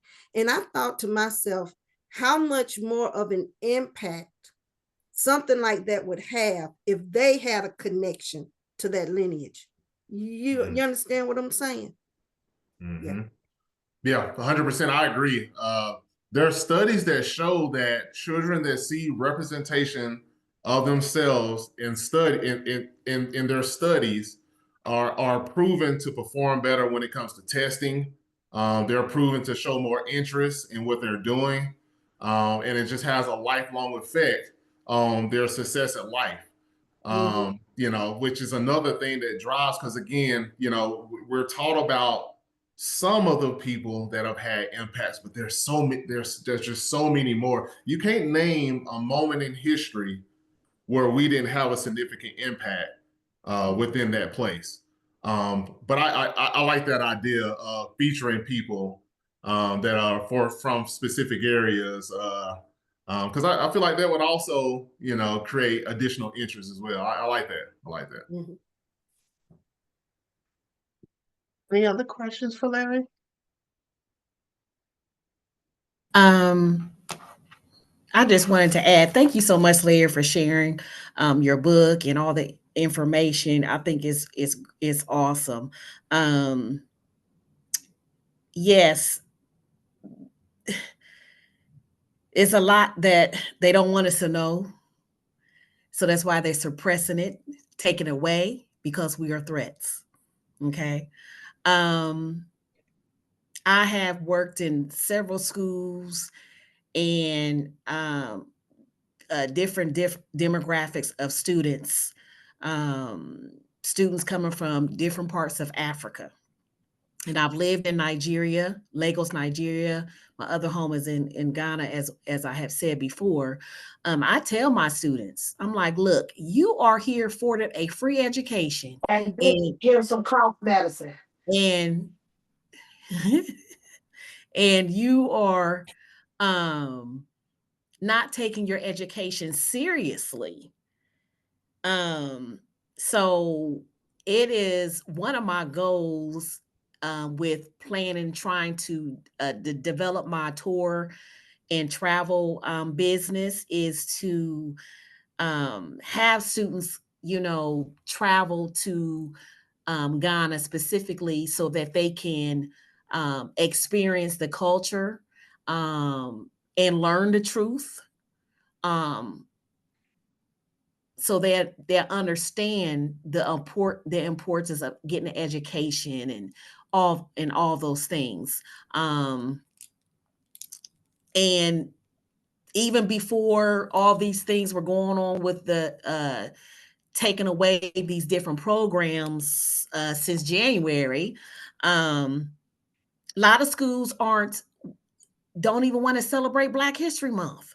They don't want that. And I come from the old school, being raised in school.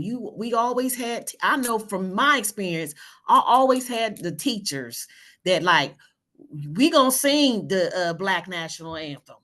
We gonna learn about this person more than just Dr. Martin Luther King. There's other people that is in Black history that we need to learn about, and that's not happening. It's not happening anymore. So I really think it's very important that we continue to share this information with our students, regardless if they don't want it in the school or not. So thank you so much for sharing all your information. And I put something in the chat for you, Larry, if you're still there. So if you get a chance, just read it. Okay. Larry, okay. I have a question and one other question. Are you receiving any pushback when you ask librarians to read your book or share your story in schools where you're located? No. So, I mean, in all honesty, we're just getting started. Okay. So T.L. Hannah was the first opportunity for that to take place at the capacity that it did. So as of now, we have not, but we're anticipating that, and we're also preparing for that as well. Okay. It's there's going to be pushback because like the missus that just spoke, they don't want us to know the true history. They want us to know our people. They want us to know his story.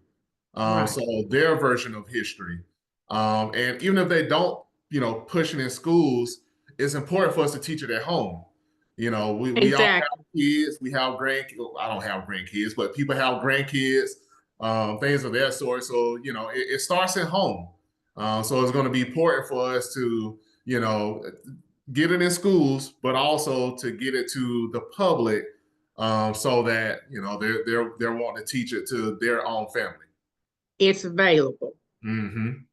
Thank you. Yes, ma'am. Thank you. So, Larry, what's next for you? You said you have another book, and what's anything else coming up?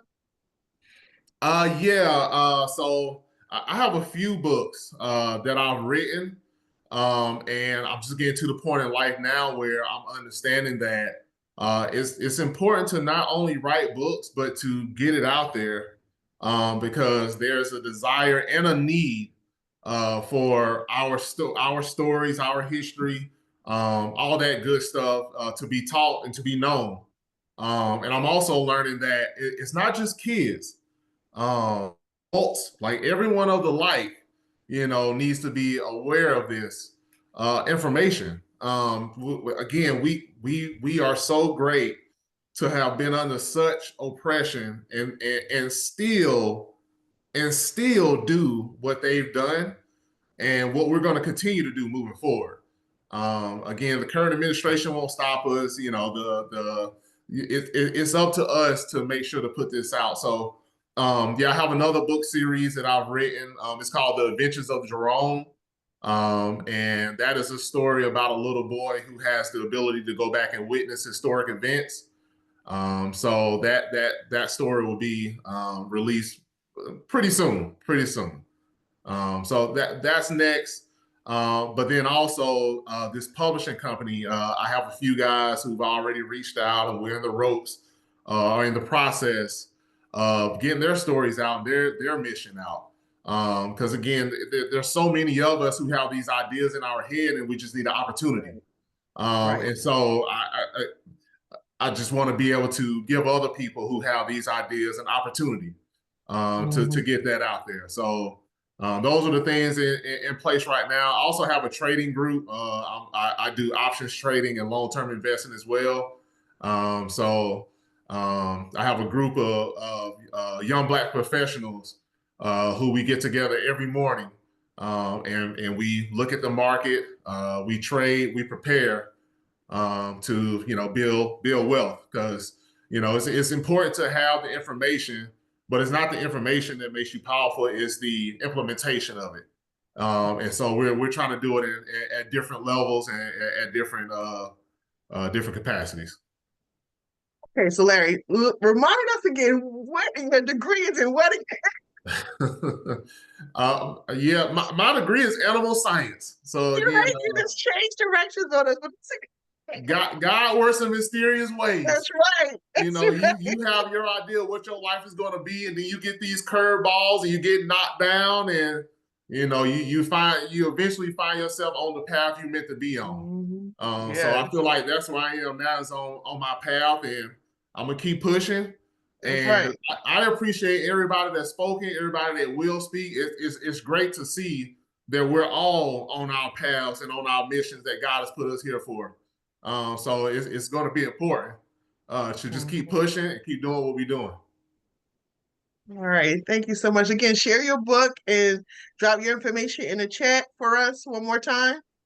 Okay. I feel like you answered this question when you said that you spoke at schools, but are you available for virtual speaking engagements?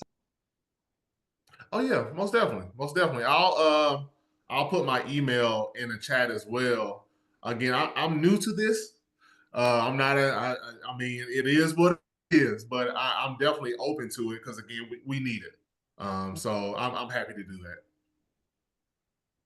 All right.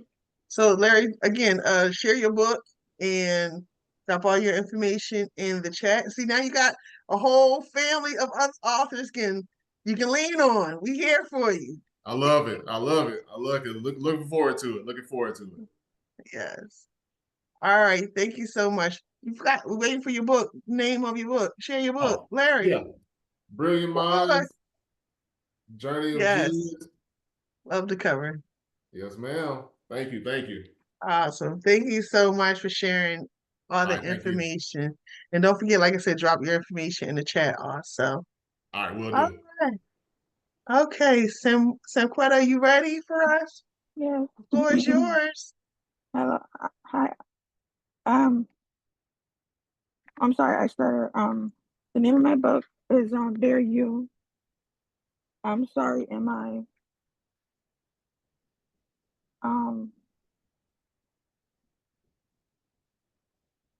well now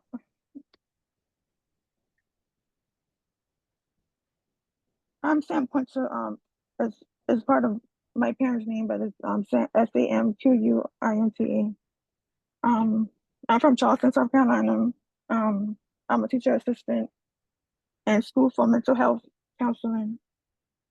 I'm gonna read it this is it's kind of blurry, but it's Dear You. It's in a letter format to and from my insecurities growing up.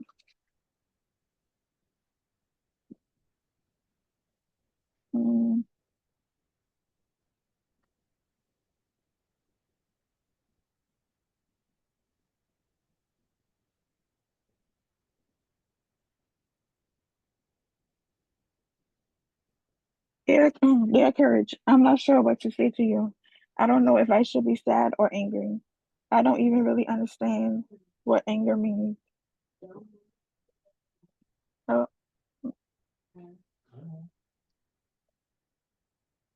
I'm too quiet to talk about my real problems, so I can only share them here. At age 10, feeling sad, left out, and invisible was my only escape. No one understands how much this is affecting me. No one knew the pain I felt inside.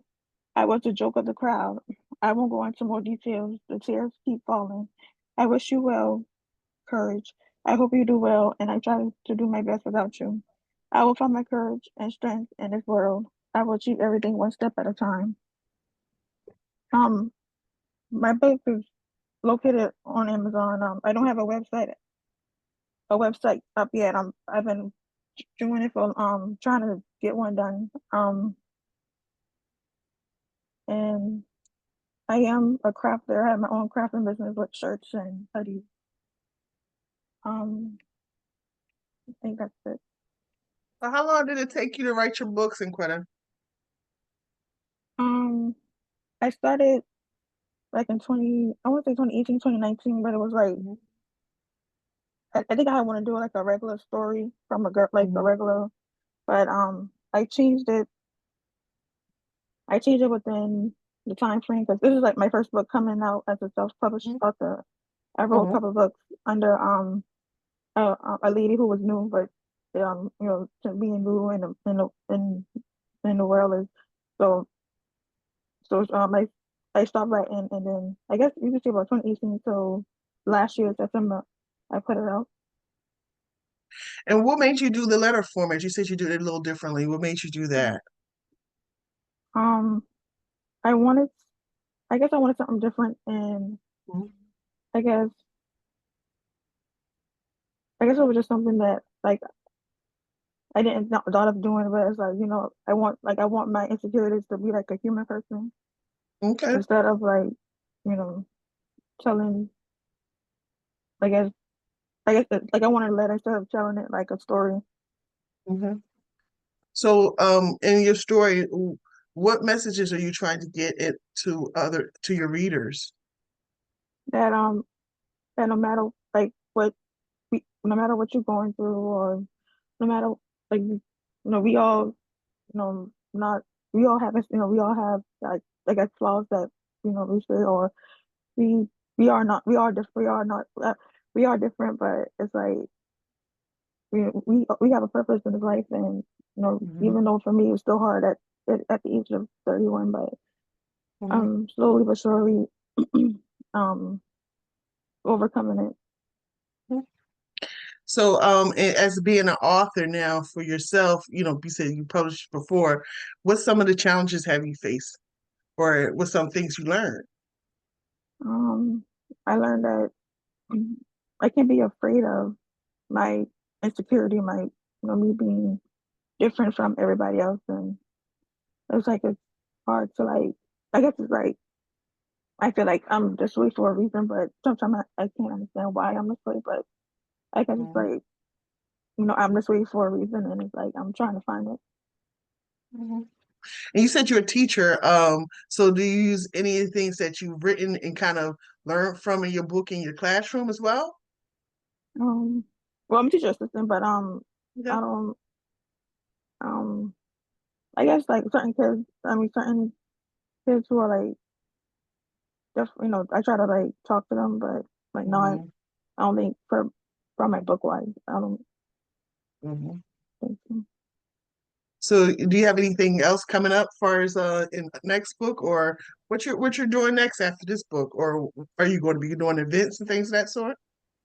I actually got a journal out under my name, Samora, which is like Nye is my part of my middle name, and Samora is the first three part of my name, and then I guess more. So I got a journal, like a weekly mental health journal, instead of doing like a monthly journal. You just do it for like weekly. It's it's on Amazon too, but that's it. And I'm working on the next book, but it's more of a urban fiction type.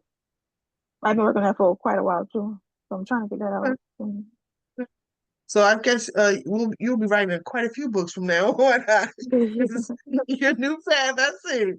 You're serious. That's a good thing. Anyone else has any questions? I mean, I've been taking up all your space. Anybody else have any other questions?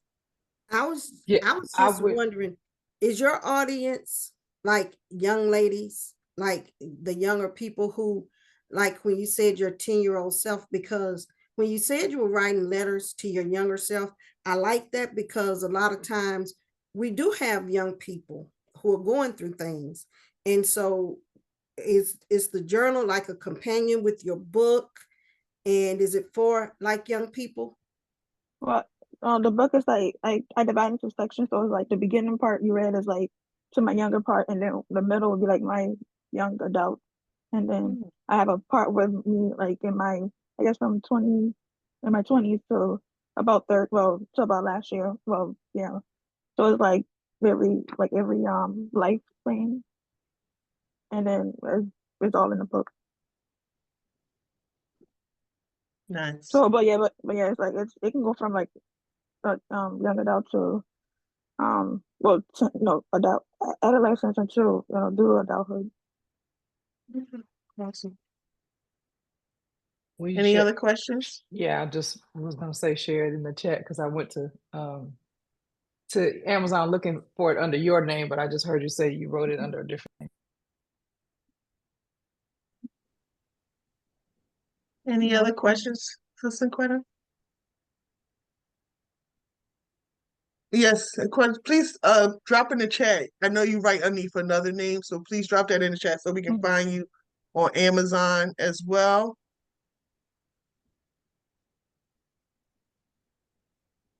Awesome. Any other questions? I don't have a question, but I was saying typing it as you were talking, and I was saying, oh wow, I love this idea. The letter to your insecurities, and just everything you said was impactful. So thank you for sharing it, and thank you for writing this book. I can immediately see elementary and middle school, in particular, students. Well, I just really from the age groups I work with, the pre-K 12 and the college group that's going from high school to college and then college to career for sure. So Thank you. Have you had any opportunity to share with any students as well, your book? I have a couple like friends I know they brought it and they read it to the kids. And like yeah, I have a few who like read it. Yeah. Okay, awesome. Great.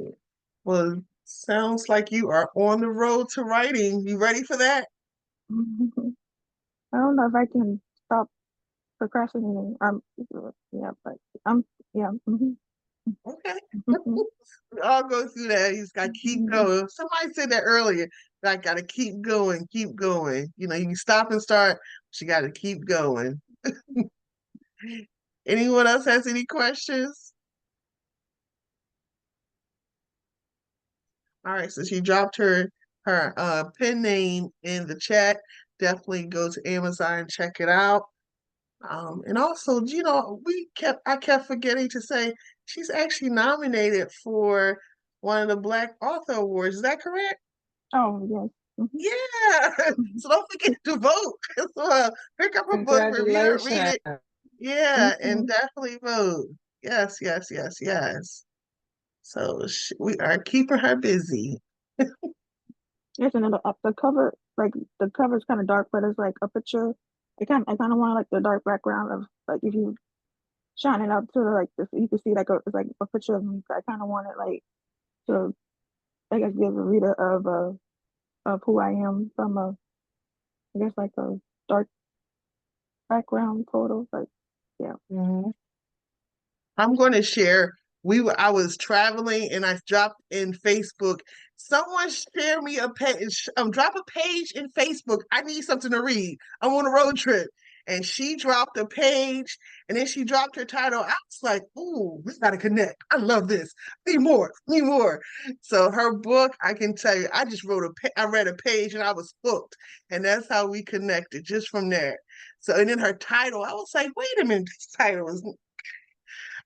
So definitely check out her book. It was, like I said, just from that one page, I was like, okay, you guys send me some more. So that's how we connected, just from Facebook when we read the page. So, all right. Any other questions? So say your title one more time so they can get that impact like I can have on Facebook, like, need something to read. If I dare you, I'm sorry, am I? Yes. All right. Thank you so much for sharing that. I appreciate you. No problem. Thank you. You're welcome. All right, Dr. Ebony, are you ready for us? Yes, I'm ready. The floor is yours. Okay, thank you. I definitely appreciate it. And this evening, I wanted to share 4 of my 6 self-published books. 2 of them are a series, but it kind of follows along with my story a little bit. So, my very first self-published book is called The Fragrance of a Resilient Woman. So this book is pretty much a story of my life, and this is the first and only time that I plan on telling that story because this was my toughest right here, actually sharing my story of becoming a mom at the age of 13 and just my story of perseverance and my struggles as well as my growth and the final end being my story with the real estate and financial world as well as the business world, and that I literally used my relationship with money to be able to get through some of my dark times at that time because that was the one thing I was really, really, really good at. Um, so this is called The Fragrance of a Resilient Woman, and it's definitely a story where most people call me crying after they read it, but I am past this time in my life, so I did want to get this story out there. But I always say never, but for right now, this is the one time that if anybody wants to know kind of how I started, how my journey started, and how I got to the stage that I am now, then this is the read for that. Um, I am a licensed real estate broker in Maryland, Maryland, Virginia, DC, and Pennsylvania. So I heard a lot of people talking about going out to schools. So I do a ton of financial literacy coaching through my real estate background. And I started being invited out several years ago to speak with a ton of high schools for Career Day and discussing careers in real estate. Because what I started realizing is that when we have students that may not be interested in college, a lot of them that are interested in trade schools, they were not being introduced to careers in real estate. So most of the time, people were being introduced to more tradesmen being electrical, plumbing, HVAC, etc. And we were eliminating loan officers, real estate brokers, appraisers, home inspectors, mortgage brokers and things of that nature. I've been a real estate investor for a little over 20 years now. So I came up with my second series, which is called Building Wealth Through Real Estate. I don't know if you guys can see it, it's getting kind of fuzzy. But this is a guide to a multi-million-dollar real estate investing career. So I started taking this out to high schools to teach some young people who may have been interested in becoming real estate investors. So this is a really, really great book. Even if you're new as a real estate investor or a seasoned investor and just want to increase your portfolio, then I want to continue to add to this Building Wealth Through Real Estate series. It's kind of like a hashtag that I use on all of my social medias. But this book became something that was a passion project simply because of the kids. And my third book was actually because of the kids as well. So when I started realizing in the high school that a ton of children had no financial literacy, had no background, parents, grandparents, and I was hearing even from some of the parents that were coming in saying, well, my mom and dad didn't teach me, so I don't know how to teach my children. So this is a financial literacy budget and expense tracking journal, which is my second series, The Path to Financial Freedom. So this kind of goes through helping the kids be able to kind of set their income. They can set like their monthly budget, especially if they go into college. This is really, really popular. And it's a breakdown annually where they can create a savings chart. They can create an investing chart. So this book came from a ton of my journeys in high school. And then after several years of doing financial literacy coaching as well as career days in high school, I started getting a lot of educators reach out to me to do middle school and elementary school as young as 3rd grade. So last year I published my Path to Financial Freedom coloring and activity book. So Nice. this book has a financial literacy term and definition on every page.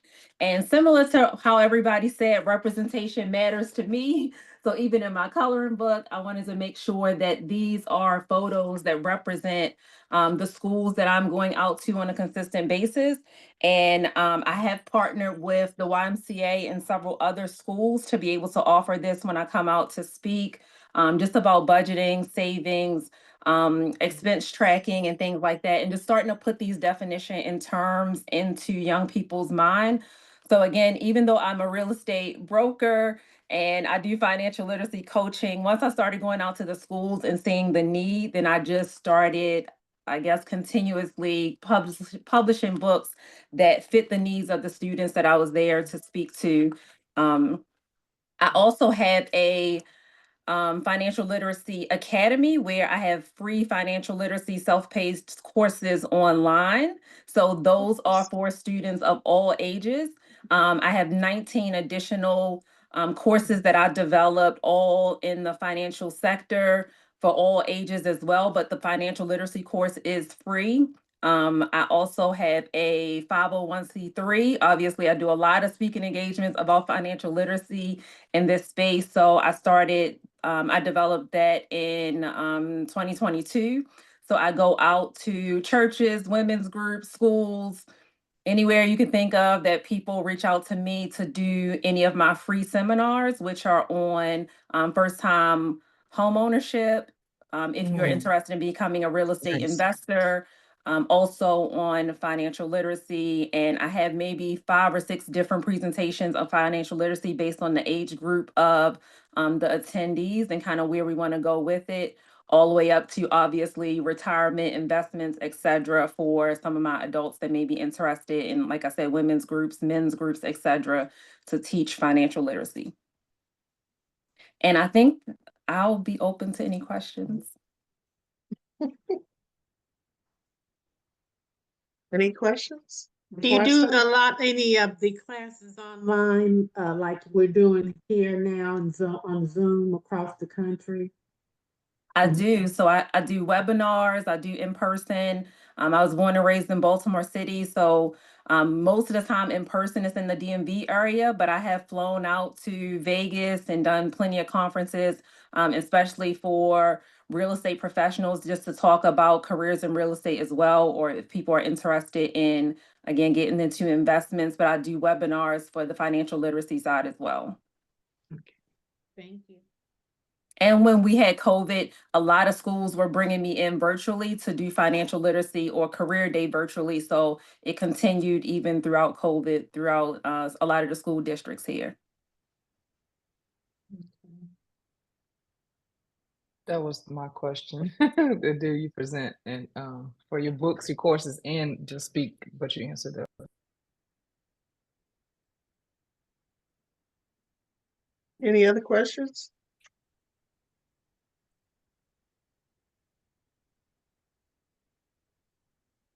So Dr. Ebony, I have a question. Go ahead. I was just saying we need the contact information when she gets to that point. Oh, Okay. yeah. Yeah, I'll put it in the chat. My website is drebonymcarthur.com, but I'll put it in the chat. I'm on my cell phone too. So as soon as we get off, I'll take it off the stand and I'll put it all in the chat. So I have a question. So you said you practice real estate in Pennsylvania, Virginia, Maryland, and it was another one. DC.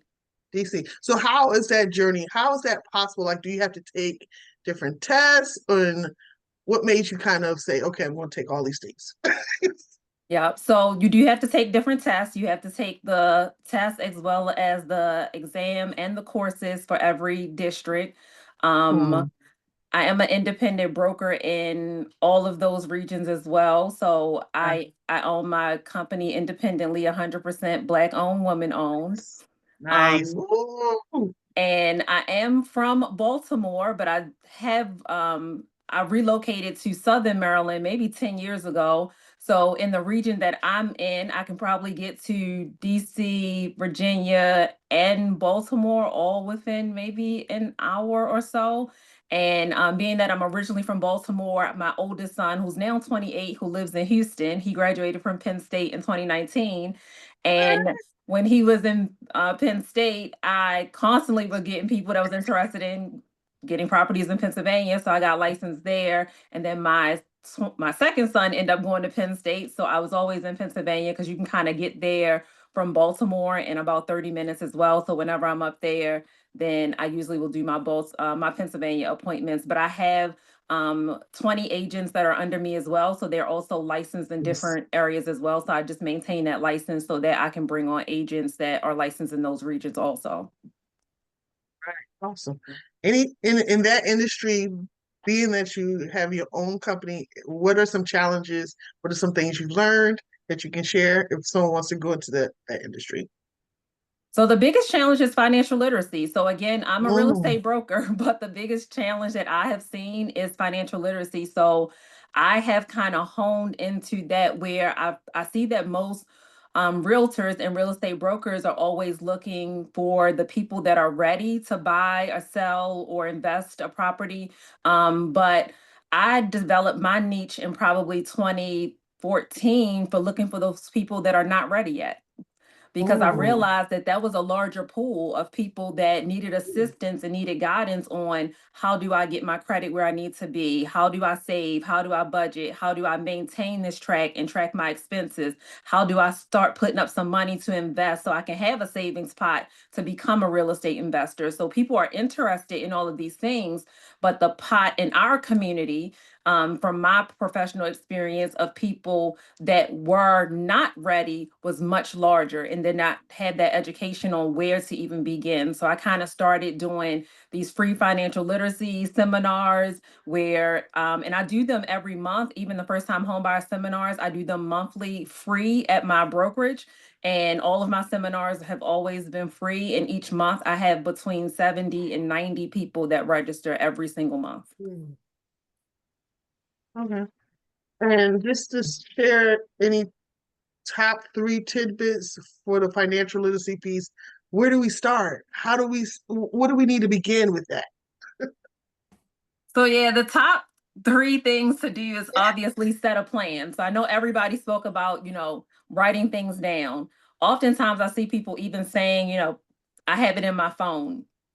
That typically doesn't sustain the way as if you write them down. So even the budget tracker that I have, and I didn't add this piece, but I actually just released a automated budget and expense tracking template, which has been a huge hit. So for those people that need some kind of visual and need more automation versus just having the book and kind of writing things down, and maybe they've done that time and time again and it's not working, then my automated template, then you're able to plug in all of your expenses, your interest rate, the amount due, when your bills are due, your income, and it kind of, once you input all of the information, it'll now automate your debt payoff. It'll let you know exactly the date that you'll be debt free based off of your minimum payments.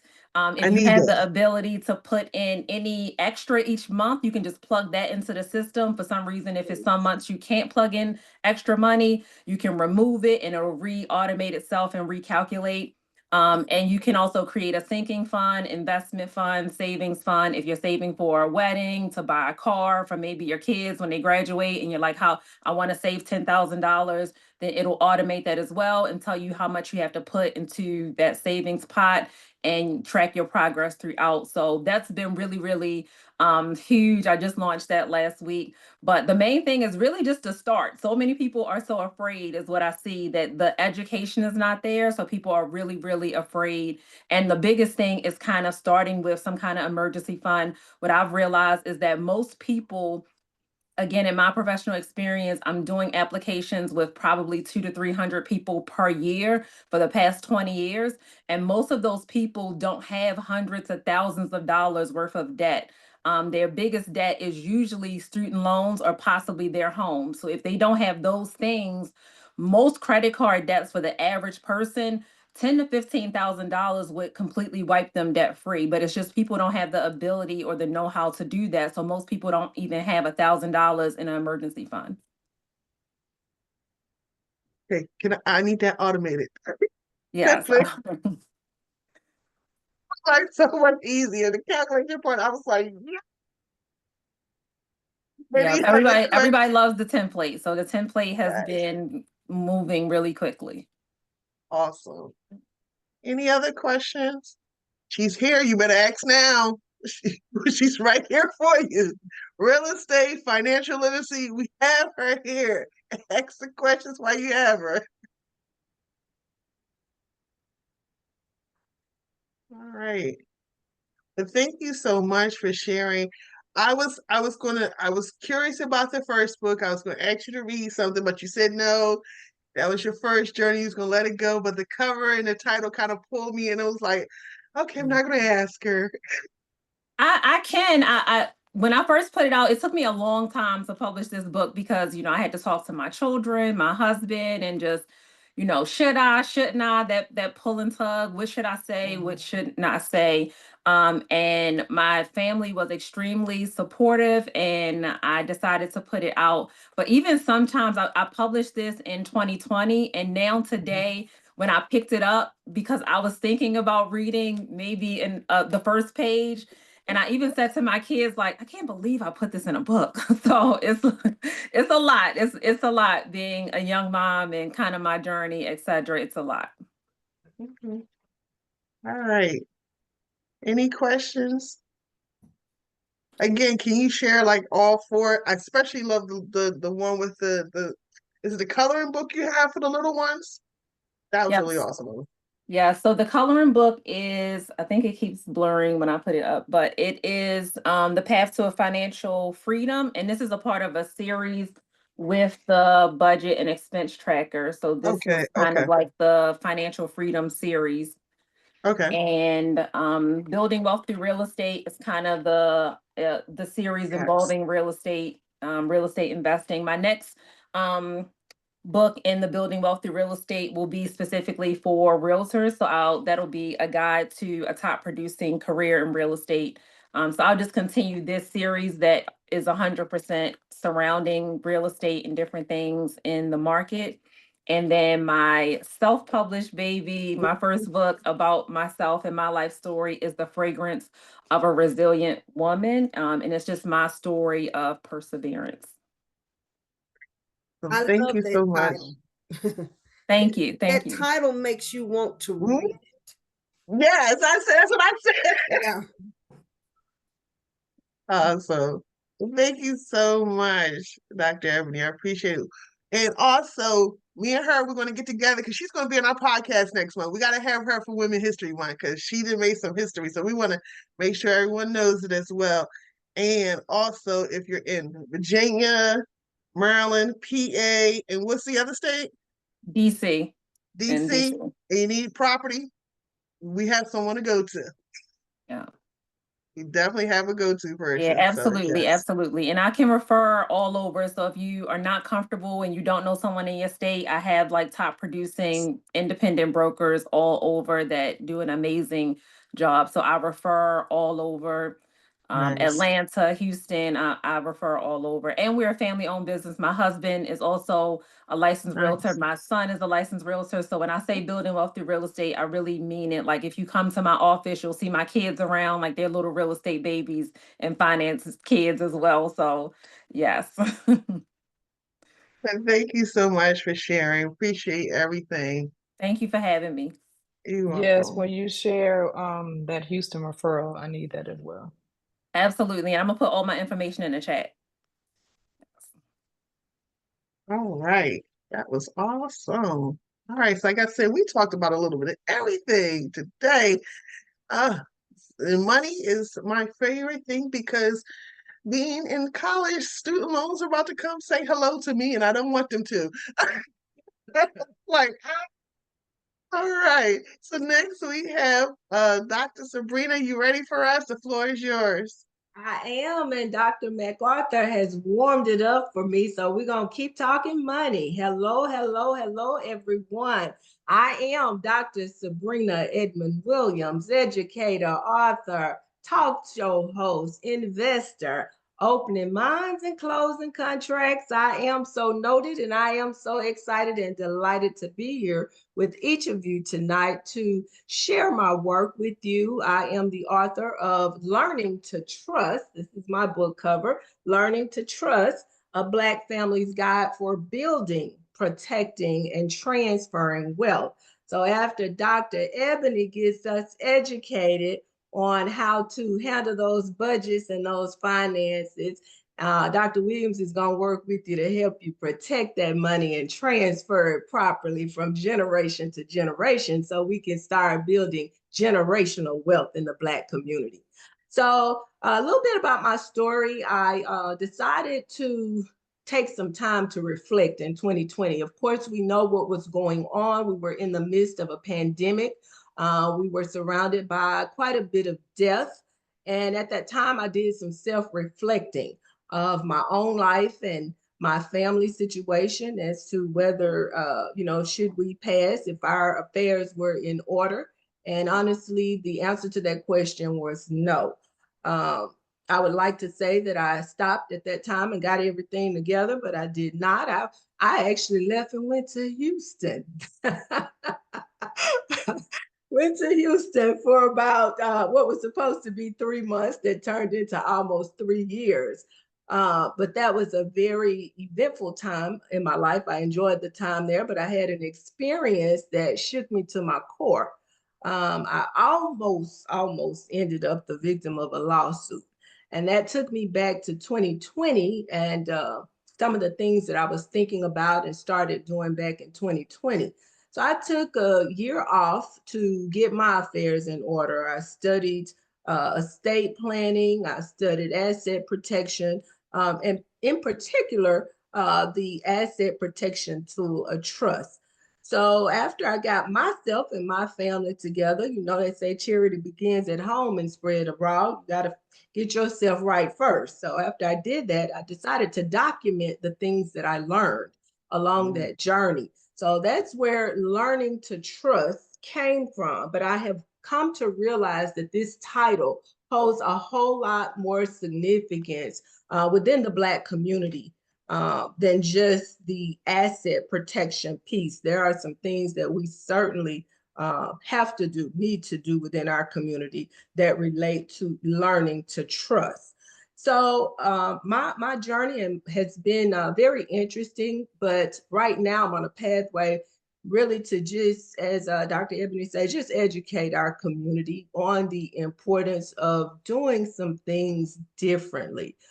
We have, as a people, not been educated, and as such, we have allowed a lot of our wealth to just dwindle.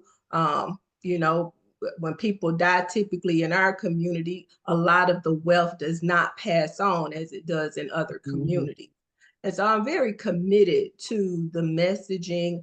My work was actually featured in Black Woman Author magazine. I'm on the February Black History cover of the magazine. So if you want to know a little bit more about me intimately, please, I certainly encourage you. This comes in digital format as well as it's on Amazon. You can purchase a copy of it to just kind of get to know my story. But professionally, I am an engineer.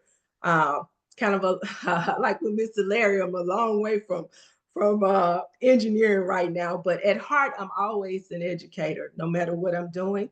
I've had about a 25-year career that spans various areas of occupational safety and health, from consulting to serving as a college professor at both Jackson State University and Columbia Southern University, and then in administration at Texas Southern University. So I've had a lot of experience as an educator, and it's my passion as well as my calling. And I'm certainly enjoying what I call the second half of my life. This is a good space to be in because I get to do what I enjoy, which is to educate, but on a larger platform. I wrote this book last year. I had always said I wanted to write a book. I knew it was another book in me. Once you write a thesis and a dissertation, you've actually written two books. But I've written lots of different articles, journal articles, and but just not that book that I knew was inside of me. And of course, each year, be on the bucket list. I got to do it this year. And then that year would pass and I hadn't gotten it done. But in 2024, the good Lord said, it is time. So he woke me up and got my attention, got me up out the bed about 5 a.m. And I started writing and didn't stop until the book was finished about 3 months later. So I'm just glad that I was able to put the lessons that I learned along the way in print format for other people's learning. But one of the things that I have come to understand and realize, and I'm sure Dr. McArthur, I think Mr. Larry actually mentioned this earlier. It's one thing when you give people information, it's something totally different to implement the information that's been given. So we like to say knowledge is powerful. And Dr. Williams say knowledge is only powerful when it's applied. We can tell you all day long, but until you apply it, nothing is going to change. And so we wrote this book, and I have an acronym that I like to tell people to remember. It's Buy My Book and Rise. RISE, rise. What am I talking about? Buy it. First thing I need you to do is read it. You got to read the information that's in it. Once you read it, then it's time to implement the information that's in it. Once you have implemented, it's time to have a conversation with your family. We can do some things. All of this wealth building and different things that we do, if we don't share certain information with our families, it's all null and void. So you got to have that conversations, share. And then E, we want you to encourage other people to support the work as well. After I wrote the book, about 6 months in, it dawned on me that a lot of people were giving me feedback. Oh, that's a great book. I could see myself. I saw my grandmother, my cousin, my aunt, my mom, my sister. But then, the reality was, well, okay, how many of you have actually implemented anything? And so what I discovered that number was kind of low. So I have since designed a companion learning to trust estate planning boot camp to go along with the book. It is a virtual boot camp, 6-week course that you take. We meet about an hour to an hour and a half once a week, and we actually walk people through the whole process of estate planning with the goal of once you finish with the course, you have what you need to get your estate planning done. So we're enjoying that so far. I'm on going into week 5, the first round of the course, and the feedback has been phenomenal. The people that are in the course are really enjoying it. So it's something that I will be offering on a recurring basis as well. But I'm glad to be here tonight. Thank you so much for allowing me to be on this platform, Ms. Kim. And at this time, I'm open to entertaining any questions you may have. Any questions? I missed the D and the E. I was trying to type and tweet and all that stuff. So it's RISE. The acronym is RISE. So it's buy the book and then RISE. First, read the book. That's the R. I is implement. Implement the information that has been presented in the book. Then share because there are certain conversations you have to have with your family. And then E is encourage other people to support the work as well. Because the reality is, in our community, only about maybe 30% of us have done any pre-planning. It's almost like we think we're going to live forever, and that's unrealistic, but we have not planned. And really, it's very liberating when you do your estate planning because you can live then, knowing that when you do go, things are in order. So we really try to encourage people to go ahead and get it done. Man, it's hard. As hard as it is for us to do the things that we need to do, imagine that stress being placed on our families. And again, only about 30% of us even have a will in place. So that means 70% of the people walking around get up every day, go to work, build wealth, but yet they have not done and they don't do what's necessary to ensure that it's one protected. That's a big one, because that's the one that actually got me started on my journey. Initially, my concern was the transfer of my wealth, but I didn't move on that. It was when I found myself almost facing a lawsuit, the asset protection piece of it became priority for me. So, it just kind of makes you wonder. And it goes back to what we've said, and it's been said here many times. It is that education piece of it I found, which is why I designed the boot camp. I gave people the information in the book. Now it's time for some additional education so there can be some implementation. Okay.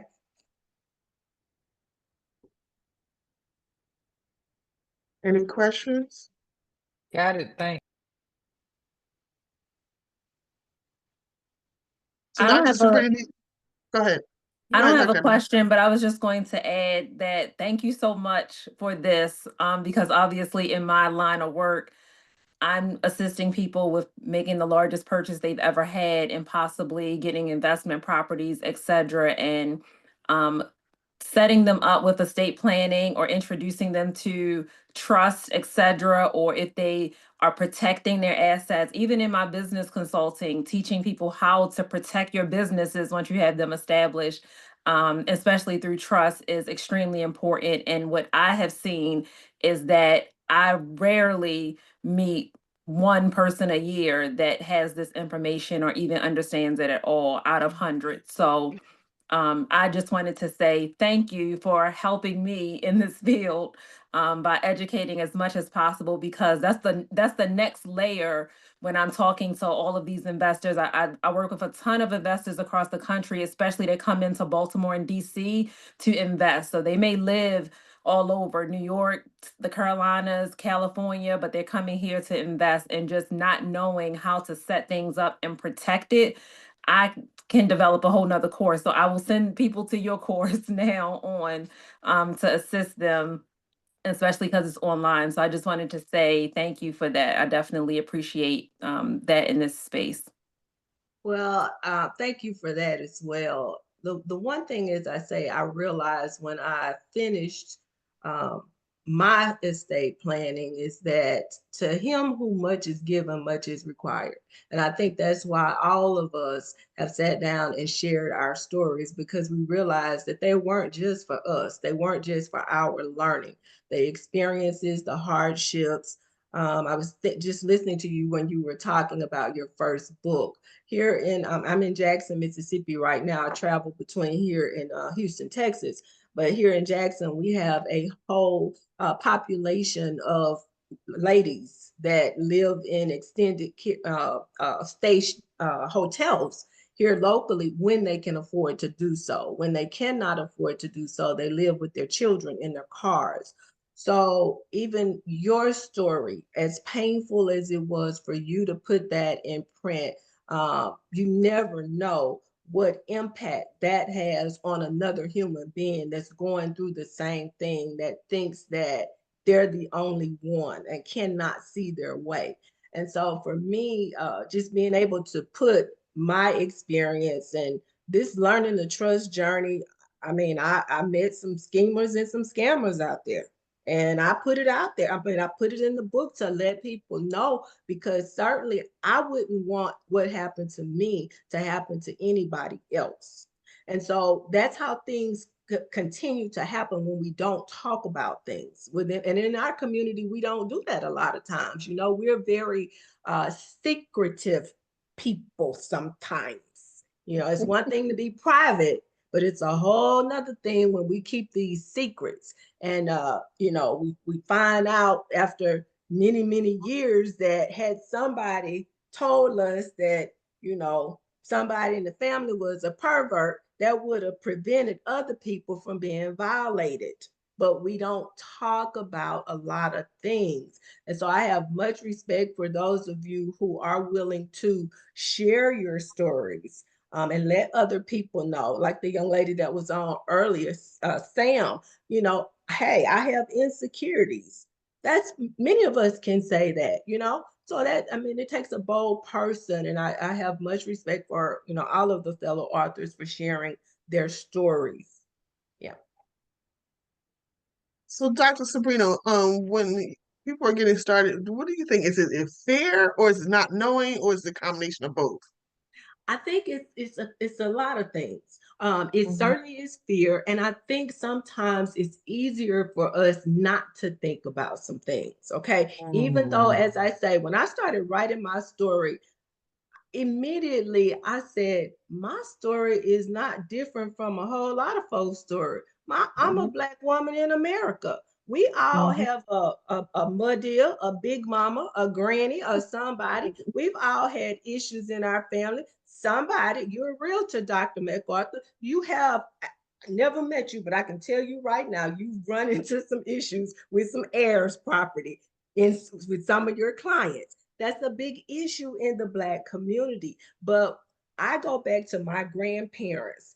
They were really what, maybe one generation, two generations removed from slavery. So they did the best that they could with the knowledge that they had. Now it's on us. We live in what's called an information age. It's on us now that we have the knowledge. We have a higher level of responsibility to educate others. And when we look at our country right now and we see all the things that are being thrust at us to take us backwards, to move us back to before, you know, our where our ancestors and our foreparents fought for, I think we have an even greater responsibility. Yes, as Mr. Clinkscales said, I didn't hear everything that he presented, but I absolutely agree. Our history was never anybody else's story to tell in the first place. How can somebody else tell your story? Make it make sense, you know? But we didn't tell it, a lot of us. We didn't pass it on to our children. So like he said, like Dr. McArthur says, a lot of these things, even though you're telling them and you're trying to help the children, some of this stuff has to go back to the parents too, because they don't know, you know? Yeah. And it's no shame in that. That's the thing. No shame in not knowing. It's not. Right. So, what's like I asked Dr. Ebony, what's like the first three things to start? How do you start with, you know, building your trust and all that great stuff? What do you need to do? How do you start that? Well, it's like anything else. And I don't really just focus on just the trust because for some people, it may not even make sense for them to have a trust. And for them, I'm not going to say that, but for some people, it may. So I try to approach it from the broader perspective of estate planning. Okay, there's some basic things. And one of the things that I have come to realize, more so even just over the last few weeks, is even our young people, you know, they often think, oh, all of that estate planning stuff is for old people. Well, what about all of these parents that have young children? You know, whether you are 18 when you have your first child or 35, 30, 20 when you have your first child. There are some things that you have to put in place, or you really need to put in place to protect those children at any age. And so that's the part of the conversation that I think we really need to think about, you know, let's just sit down and see, acknowledge where we are, acknowledge what we don't know, and be willing to seek out the help of those like Dr. McArthur, like Mr. Clinkscales, who have the knowledge and who are willing to help you. Right. Okay. Any questions for Dr. Sabrina? So let me give my contact information because I know somebody's that, and I'll put it in the chat.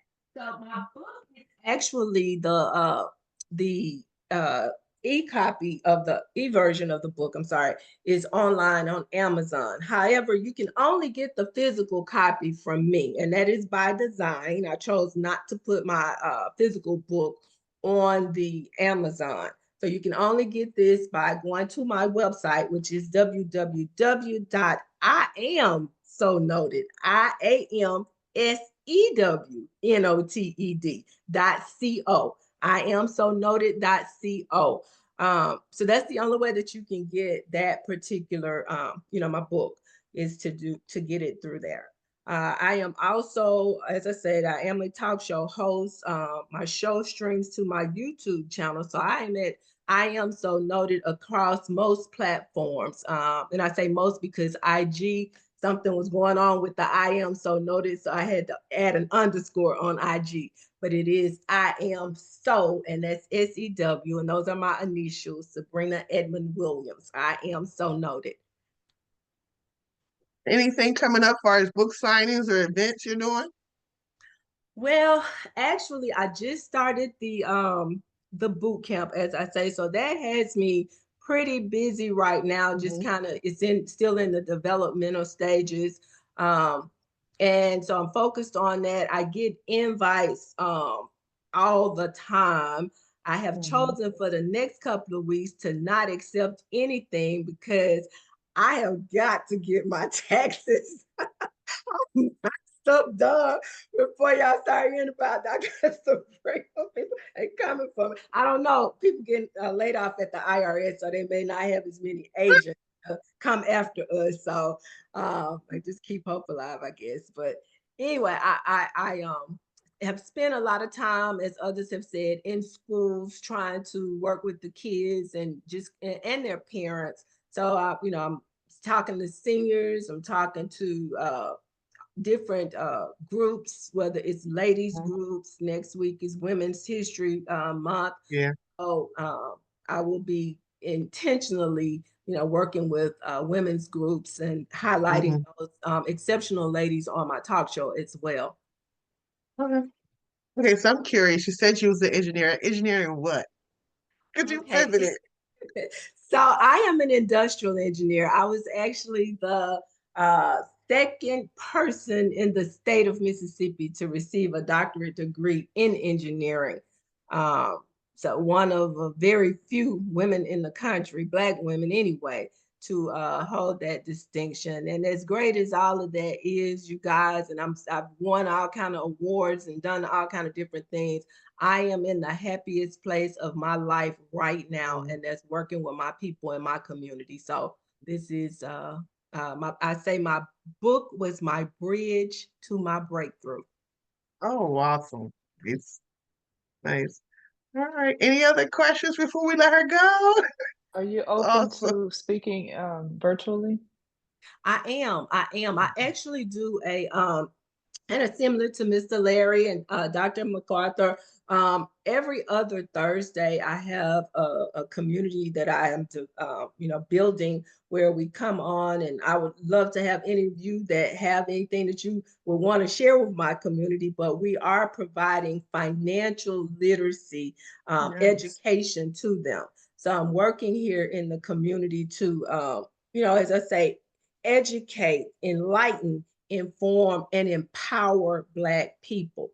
I got to say this, and I'm going to let you guys go. I know I'm well over my 10 minutes, but there's a statistic that's staggering to me. We as a community, we control anywhere from 1.3 to 1.8 trillion with a dollars annually, not every year. That's every year.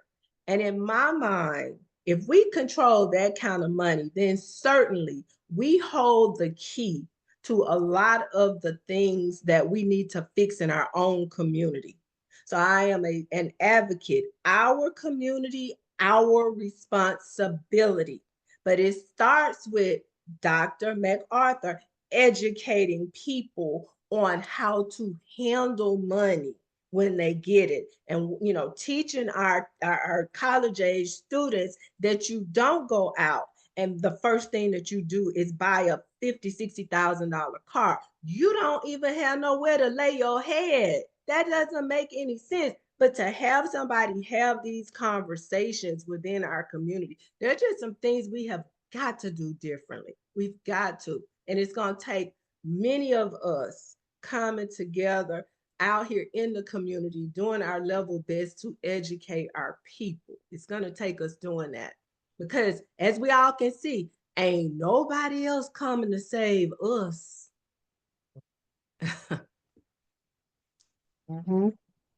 Thank you so much for sharing. Definitely. If you can drop all your information in the chat, Really greatly appreciate it. All right, like I said, we are the end of the night on a good note about money and saving money, building wealth. I love it. I love it. I love it. That's what we need to be. Yes, definitely. Well, thank you so much, Dr. Sabrina. She's going to share her information in the chat. We have one more author. Bernice, are you here with us still? Oh, did she drop off? Oh no, we lost Bernice.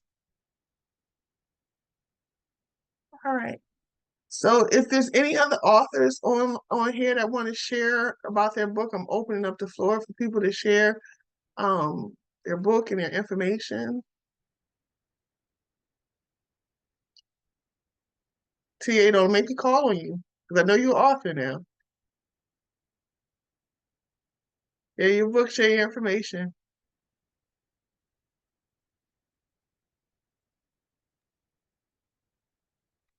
All right, Miss Kim.